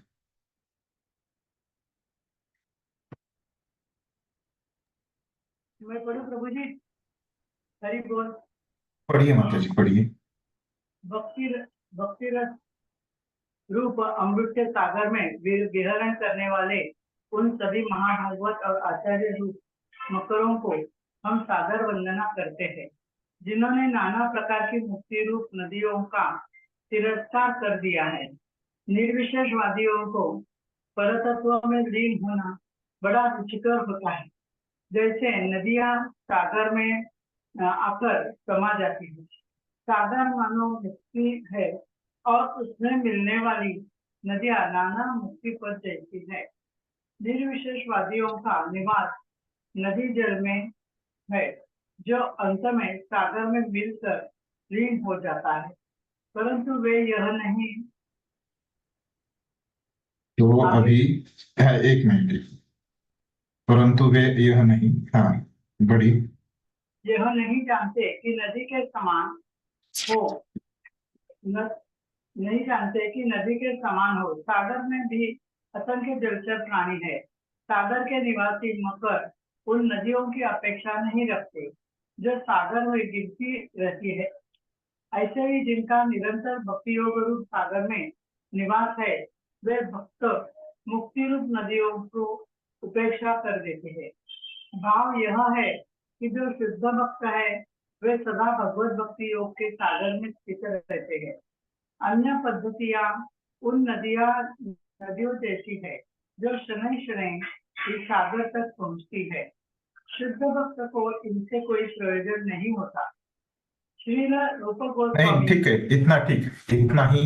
ये क्या है, चौथे श्लोक पे इतना ही बताया गया है ना? हाँ धन्यवाद माता जी। तो क्या बता रहे हैं प्रभुपाद, और ये चौथा श्लोक क्या है ना, ये हम देखते हैं। तो चौथे श्लोक तक यहाँ पे खत्म होता है प्रभुपाद का भाष्य। पे शुरू हुआ था, ये यहाँ पे शुरू हुआ था। ये भक्ति रस रूप अमृत के सागर है ना? भक्ति रस रूप अमृत के सागर यहाँ पे शुरू हुआ था और उधर खत्म हो गया था अगले पेज पे, है ना? तो अभी हम देखते हैं कि प्रभुपाद क्या बोल रहे हैं ये श्लोक में, है ना? पहले ये श्लोक का मैं भाषांतर पढ़ लेता हूँ, है ना? तो भाषांतर ऐसे होता है ये श्लोक का कि मैं प्रणाम करता हूँ सभी भक्तों को, है ना, जो कि मकर की तरह है। तो ये मकर क्या है कि ये मछलियों का राजा है मकर, है ना? और ये जो भक्त है वो क्या कर रहे हैं, ये जो भक्ति रस का जो समुंदर है ना, तो उसमें बहुत अंदर तक जाते हैं, है ना? और ये जो मुक्ति की जो नदियां हैं, है ना, उसको ये इन्होंने ठुकरा दिया है ना? और ये जो मुक्ति की, नहीं, ये जो समुंदर है ना, ये समुंदर क्या है, ये भय से मुक्त है? जो समय का भय सबको लगता है उससे, सॉरी ये तो यहाँ तक जो था कि ये भक्तों ने क्या किया है, मुक्ति की नदियों को ठुकरा दिया है। और वही जो भक्त है वो क्या है कि ये भय से मुक्त है। जो भय समय से उत्पन्न होता है ना, ऐसे भय से ये भक्त लोग मुक्त है। तो भक्तों के 3 गुण यहाँ पे बताए हैं, तो हम देखेंगे। तो ये भाषांतर है ये श्लोक का। तो अभी ये इसके बारे में प्रभुपाद क्या बोल रहे हैं, देखिए। तो भक्ति रस रूप अमृत के सागर में विहरण करने वाले उन सभी महाभागवत और आचार्य रूप मकरों को हम सादर वंदना करते हैं, है ना? तो मैंने जैसे बताया कि अभी क्या है, मंगलाचरण का क्या चल रहा है, नमस्कार चल रहा है। पहले उन्होंने भगवान को किया, गुरु को किया, फिर अभी भक्तों को नमस्कार कर रहे हैं, है ना। तो नमस्कार करते समय वो क्या कर रहे हैं उसमें, तो ये भक्ति रस रूप अमृत के सागर में वो विहरण करने वाले उन सभी, है ना, महाभागवत भक्त, है ना, और आचार्य भी उसमें है ना, आचार्य, और उनको उनको एक उपमा दी है, वो क्या है, मकर, है ना। तो ये मकर क्या है कि ऐसे जो बड़ी मछली है ना, तो इसका आकार कैसे रहता है, जैसे मकर कुंडल, है ना, बोलते हैं भगवान के जो कुंडल है वो कैसे है, मकर की तरह है ना। तो ये मछली का आकार का वहां पे इस्तेमाल किया है। तो अभी ये मकर के गुणों का यहाँ पे इस्तेमाल कर रहे हैं रूप गोस्वामी, है ना। तो ये जो भक्त है महाभागवत भक्त, इनकी तुलना कहाँ किससे किए गए हैं, मकरों से की गई है ना। तो आप वो सामान्य शब्दों में ये मकर मतलब क्या होता है, एक मछलियों का प्रकार है ना, जैसे बड़ी मछली, है ना, ऐसे सामान्य शब्दों में समझ लीजिए तो आसान रहेगा। तो ये मकरों से इनकी तुलना की गई है आचार्य की, है ना। तो अभी बता रहे कि ये मकरों से कैसे, तो ये मकर क्या करते हैं, समुन्द्र में रहते हैं, क्योंकि ये बड़े रहते हैं ना, बड़ी मछली रहती है, तो ये नदी में समा नहीं पाएंगी, है ना, नदी छोटी गिर जाएगी ये मछली को। तो ये मछली कहाँ रहती है, समुन्द्र में रहती है। तो मतलब क्या किया ये मछली ने, नदी को ठुकरा के वो समुन्द्र में है। तो बोल रहे भक्त लोग भी क्या करते हैं, ये भक्ति रसामृत सिंधु के समुन्द्र में रहते हैं, है ना। और ये भक्ति को ही, भक्ति रसामृत सिंधु का ये समुद्र है ना, तो भक्ति को स्वीकार करते हैं। और नदियों की तुलना किससे की है, मुक्ति से, है ना। तो मुक्ति को छोड़ देते हैं भक्त लोग, है, इस प्रकार से बोले। फिर क्या है, निर्विशेष वादियों को परतत्व में लीन होना बड़ा रुचिकर लगता है। तो प्रभुपाद बोल रहे कि कैसे ये निर्विशेषवादी है ना, उनको ये मुक्ति में उनका अच्छा लगता है, मुक्ति, है ना। तो ये नदियां सागर में आकर समा जाती है, तो वो बोलते हैं कि जैसे ये नदियां समुद्र में विलीन होती है, तो वैसे क्या होता है, जीव परमात्मा में विलीन होता है, ऐसे बोलते हैं ये लोग। तो इसीलिए हमको विलीन होना है, इस प्रकार से बोलते हैं। लेकिन भक्त लोग उसको ठुकरा देते हैं। सागर मानो मुक्ति है और उसमें मिलने वाली नदियां नाना मुक्ति पथ है। तो यह मुक्ति के रास्ते को, मुक्ति पथ को भक्त लोग ठुकरा देते हैं। तो ये निर्विशेषवादी मतलब मायावादी लोग जो रहते हैं वो कहाँ पे रहते हैं, नदी में रहते हैं। इस प्रकार से प्रभुपाद बोल रहे हैं, ठीक है। फिर आगे क्या बोलते हैं, परंतु वे यह नहीं जानते कि नदी के समान ही सागर में भी असंख्य जलचर प्राणी है ना। सागर के निवासी मकर उन नदियों की अपेक्षा नहीं रखते, है ना। तो जैसे भक्त लोग मुक्ति की अपेक्षा नहीं रखते, है ना, तो मकर क्या रहते हैं, नदियों की अपेक्षा नहीं रखते, है ना? तो ये बताया। तो मकर के साथ तुलना कर रहे भक्तों की, है ना? जो सागर में, हाँ, तो ऐसे ही जिनका निरंतर भक्ति योग रूप सागर में निवास है वे भक्त, तो यहाँ पे तुलना करके वो बताएंगे। भाव यह है कि जो शुद्ध भक्त है वे सदा भगवत भक्ति के सागर में स्थित होते हैं, है ना? अन्य पद्धतियां उन नदियों जैसी है ना। अन्य पद्धतियां मतलब कैसे, अन्य मार्ग, है ना, सागर तक पहुंचती है, शनै शनै समय लगता है ना। शुद्ध भक्त को इनसे कोई प्रयोजन नहीं होता। तो जो महाभागवत भक्त होते हैं, शुद्ध भक्त, इनसे कुछ लेना देना नहीं रहता, किससे, नदियों से, क्योंकि वो सागर में भक्ति से ही लेना देना रहता है, मतलब, है ना। तो ये बताया। तो प्रभुपाद ने इस तरह से वो बताया है। और मूल आचार्य के इसमें क्या है कि 3 गुण यहाँ पे भक्तों के बताए गए हैं, है ना। तो एक प्रभुपाद ने यहाँ पे बताया कि कैसे वो सागर में ही रहते हैं, है ना।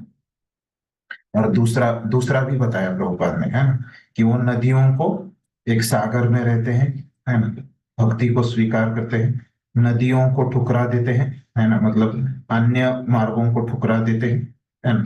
और फिर तीसरा क्या है, ये नहीं बताया प्रभुपाद ने, है ना, कि अन्य मतलब ये जो भक्त लोग है ना, वो क्या रहते हैं, जो भय रहता है ना, जो समय से भय उत्पन्न होता है उससे मुक्त रहते हैं ना। तो ये भी एक उसमें बताया है रूप गोस्वामी। ठीक है, तो इस प्रकार से ये चौथे श्लोक है।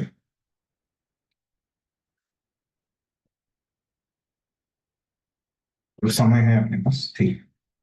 तो अभी हम आगे बढ़ते हैं पांचवें श्लोक की तरफ। तो पांचवा जो श्लोक है, तो पांचवा श्लोक यहाँ पे है, देखिए प्रभुपाद ने जो लिखा है, इतना पांचवा श्लोक है। पढ़िए कोई।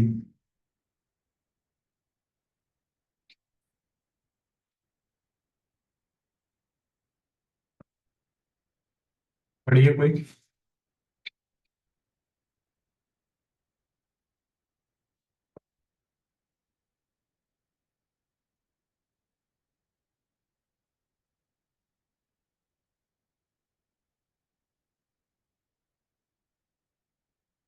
ठीक है, वैशाली माता जी आप भी एक ही भक्त को पढ़ने को बोलते हैं, मतलब समय बच जाएगा, है ना।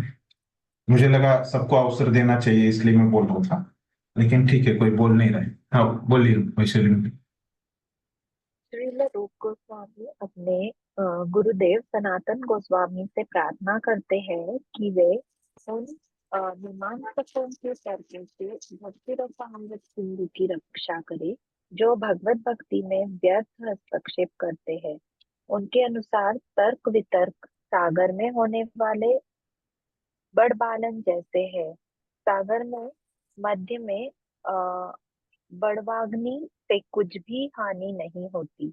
इसी प्रकार भगवत भक्ति के विरोधी अपने ब्रह्मानुभूति विषयक नाना प्रकार के दार्शनिक तर्कों से इस महान भक्ति सागर में उत्पात नहीं कर सकते। ये पांचवें श्लोक के ऊपर प्रभुपाद का तात्पर्य है। तो ये पांचवें श्लोक का मैं भाषांतर पढ़ता हूँ, है ना। तो उसमें क्या बोल रहे हैं, हे सनातन, है ना। तो ये जो भक्ति रस है ना, मतलब क्या है, ये भक्ति रसामृत सिंधु किताब है ना।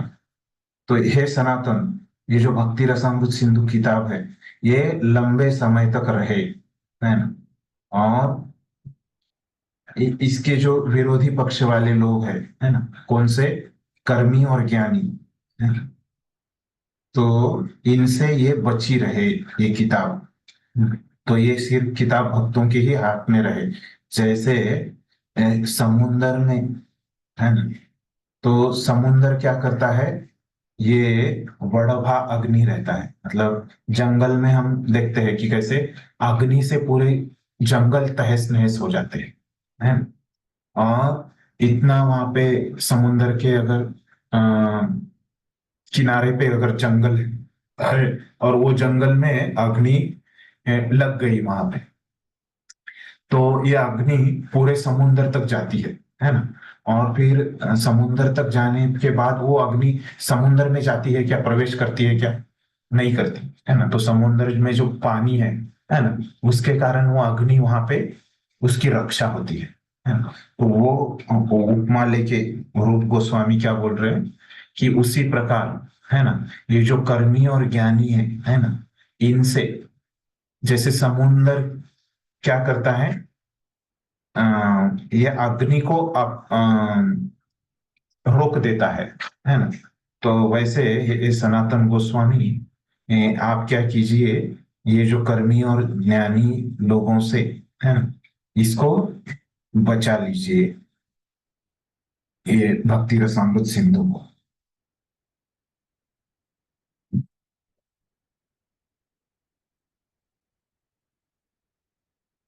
तब क्या है कि जैसे मतलब अभी यहाँ पे सिंधु को बोला है ना, तो थोड़ा अर्थ में ऐसे है, देखिए कि यहाँ पे सिंधु की तुलना मेरे द्वारा पहले जो मैंने आपको अर्थ भाषांतर बताया वो ठीक से नहीं बताया गया, तो फिर से मैं दोहरा रहा हूँ, इसलिए मुझे समझ में आ गया कि कहाँ पे थोड़ा सा गड़बड़ हो गया है भाषांतर में। तो अभी वो बोल रहे हैं कि सनातन गोस्वामी को क्या बोल रहे, फिर से बता रहा हूँ, भाषांतर सुनिए। वो सनातन गोस्वामी को बोल रहे हैं कि ये जो भक्ति रस का जो सागर है ना, इसकी तुलना वो एक भौतिक सागर से कर रहे है ना। तो भौतिक सागर कैसे करता है कि उसके अंदर अग्नि को प्रवेश नहीं करने देता है ना। तो ये क्या बोल रहे हैं कि उसी प्रकार ये भक्ति रस का जो सागर है ना, ये क्या करे, ये जो कर्मी और ज्ञानी लोगों का जो तत्वज्ञान है, उनका जो मत है ना, उनको रोक पाए, है ना, और भक्ति का ही मत वहां पे प्रस्तुत कर पाए। इस प्रकार से आशीर्वाद मांग रहे है ना। तो हम तीसरी चीज इन्होंने यहाँ पे क्या कर रहे हैं, वो उन्होंने अभी पहले श्लोक में क्या किया, वस्तु निर्देश किया, दूसरे तीसरे चौथे श्लोक में क्या किया, नमस्कार किया, और अभी पांचवें श्लोक में अभी आशीर्वाद मांग रहे। क्या आशीर्वाद मांग रहे कि ये जो भक्ति रसामृत सिंधु ग्रंथ है ना, वो जो लिखा है उन्होंने, वो क्या करे, ये रक्षा करे किसकी, भक्ति की।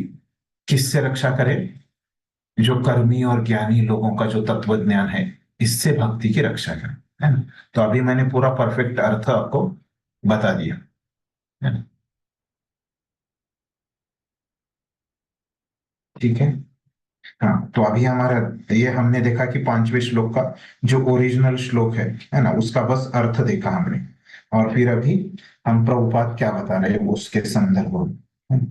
तो रूप गोस्वामी अपने गुरु सनातन गोस्वामी से प्रार्थना करते हैं कि वे इन मीमांसकों पे तर्कों से, है ना, तो प्रभुपाद ने ज्ञानी कर्मी को क्या बोला है, मीमांसक बोला है ना। ओरिजिनल में क्या बोला है, ज्ञानी कर्मी बोला है। भक्ति रसामृत सिंधु की रक्षा करे जो भगवत भक्ति में व्यर्थ हस्तक्षेप करते हैं। कौन करते हैं, ये मीमांसक। तो उनके अनुसार तर्क वितर्क सागर में होने वाले बड़ बालल, ये जो वड़भा अग्नि है ना, तो उसको प्रभुपाद ने क्या बोला है, वड़ बालन बोला है ना। सागर के मध्य में बड़वा अग्नि से कुछ भी हानि नहीं होती है ना। इसी प्रकार भगवत भक्ति के विरोधी अपने ब्रह्मानुभूति विषय नाना प्रकार के दार्शनिक तर्क, प्रभुपाद ने एकदम वैसे के वैसा अर्थ लिया है, देखिए, है ना। प्रभुपाद भी वैसे ही बोल रहे कि कैसे सागर के मध्य में अग्नि से कुछ नहीं होता, ये सागर वहां पे रुका देता है अग्नि को, है ना। तो उसी प्रकार क्या होता है, भगवत भक्ति के जो विरोधी तत्व है, ब्रह्मानुभूति विषय नाना प्रकार के दार्शनिक तर्कों से इन महान भक्ति सागर में उत्पात नहीं करते।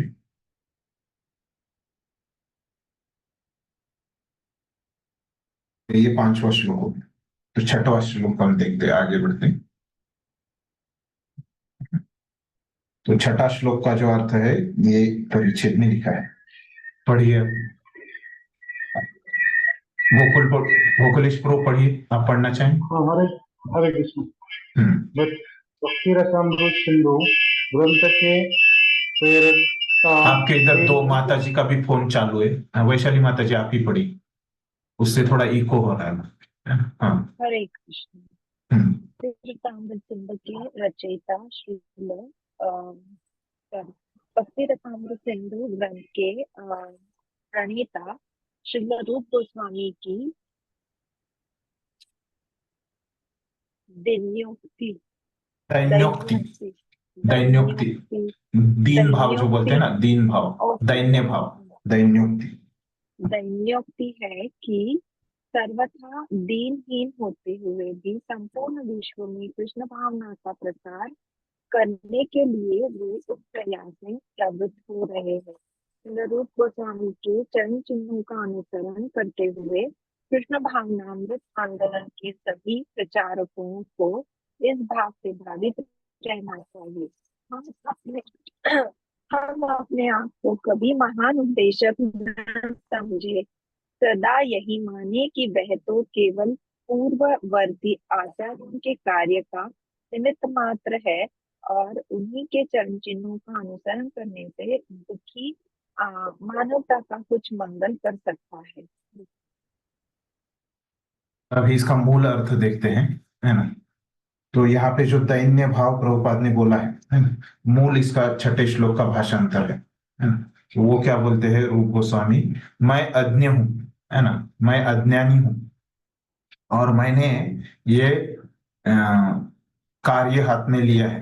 क्या कार्य हाथ में लिया है, ये भक्ति रसामृत सिंधु ग्रंथ लिखने का कार्य हाथ में लिया है।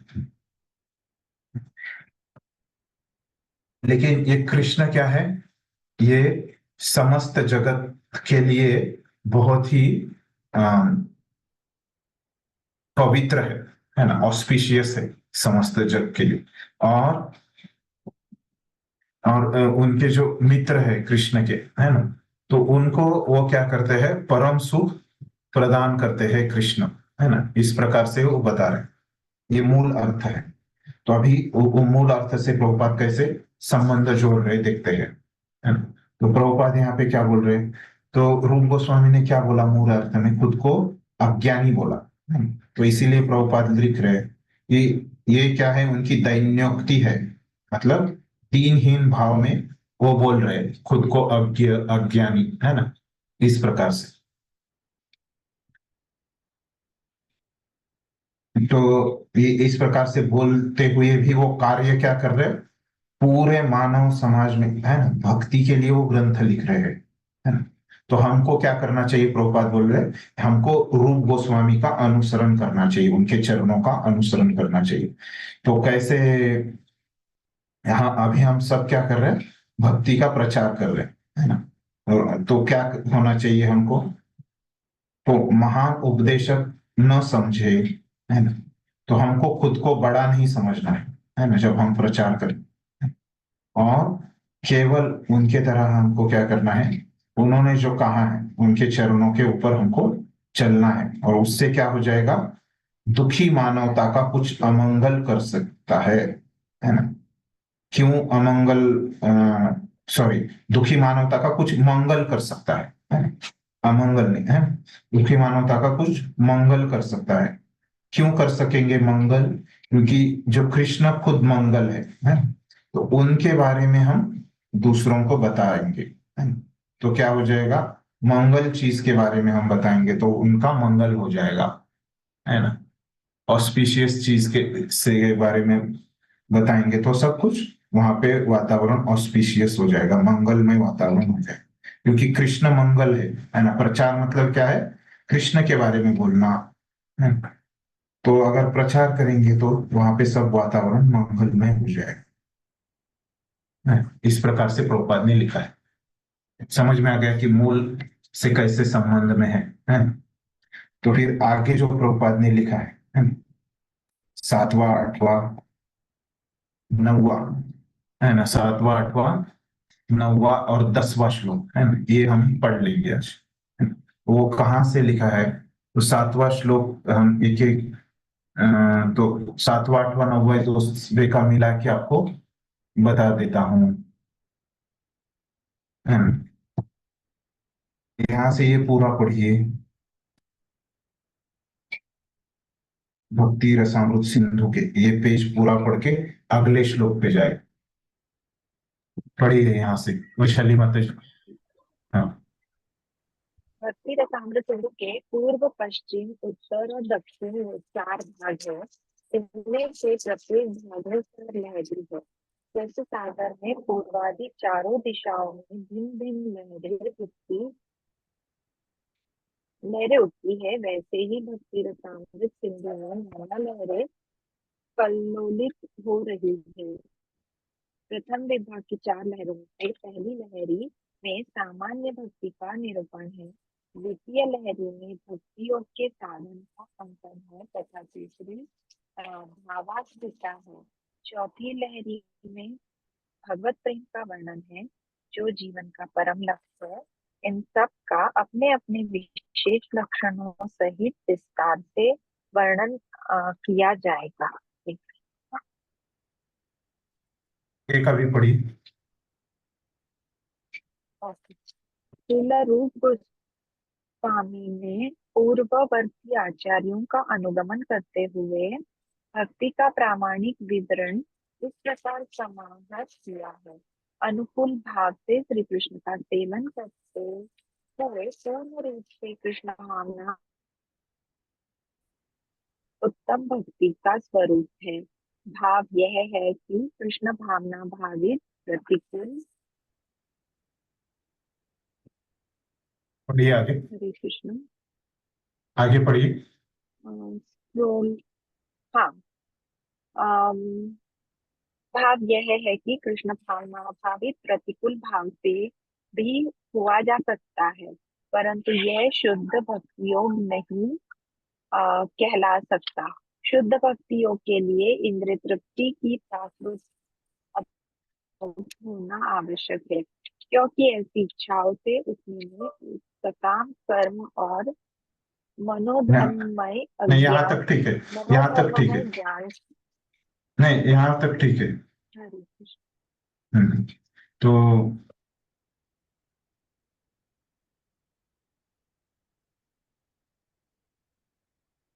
वो मुक्ति से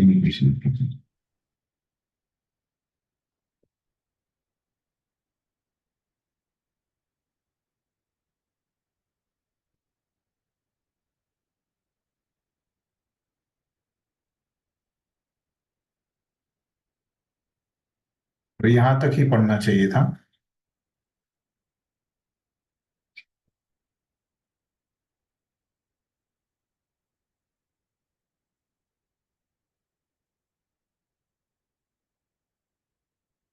चरण के अनुगमन करते हुए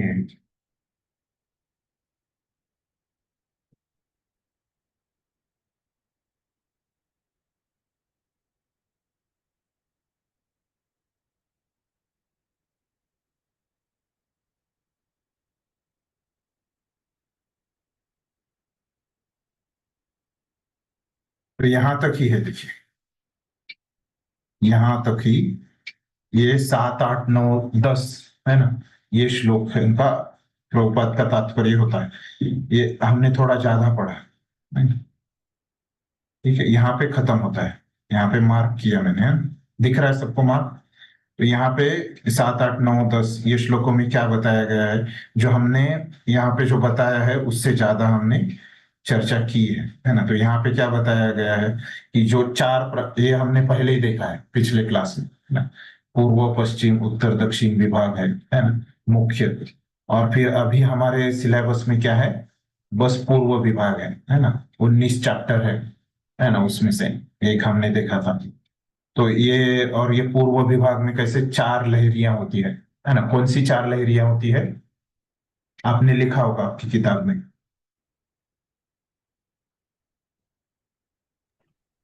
सामान्य भक्ति, साधन भक्ति।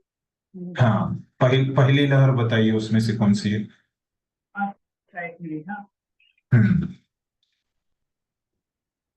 यहाँ पे दिया है प्रभुपाद ने, देखिए प्रथम विभाग की 4 लहरें होती है। तो पहली लहर यहाँ पे दिया है प्रभुपाद ने। पहली लहर में क्या है, सामान्य भक्ति का निरूपण है। दिखा आपको, यहाँ पे मैंने मार्क किया, यही लिखा है ना, सामान्य भक्ति हमने पहली में, सर पिछली बार। तीसरी भाव भक्ति और चौथी प्रेम भक्ति। हाँ, तो यहाँ पे देखिए द्वितीय लहरी में भक्तियों के साधन का अंकन है ना, साधन भक्ति हमने लिखा होगा दूसरी। तीसरी में क्या है, भाव भक्ति लिखा होगा, है ना? और चौथी में क्या है, प्रेम भक्ति, भगवत प्रेम का वर्णन है। तो वही प्रभुपाद ने यहाँ पे लिखा है ना? तो इन सब का अपने अपने विशेष लक्षणों से सहित विस्तार से वर्णन किया गया है ना? श्रील रूप गोस्वामी ने पूर्ववर्ती आचार्यों का अनुगमन करते हुए भक्ति का प्रामाणिक विवरण इस प्रकार समाहत किया है ना? तो रूप गोस्वामी ने अपने मन से नहीं लिखा, है ना? परंपरा से जो भी उन्होंने चैतन्य महाप्रभु से उनको प्राप्त हुआ है ना, उसी को क्या किया है उन्होंने यहाँ पे समाहत, मतलब एक जगह पे किया है। ठीक है, तो ये इस प्रकार से हमारे 10 श्लोक हो गए।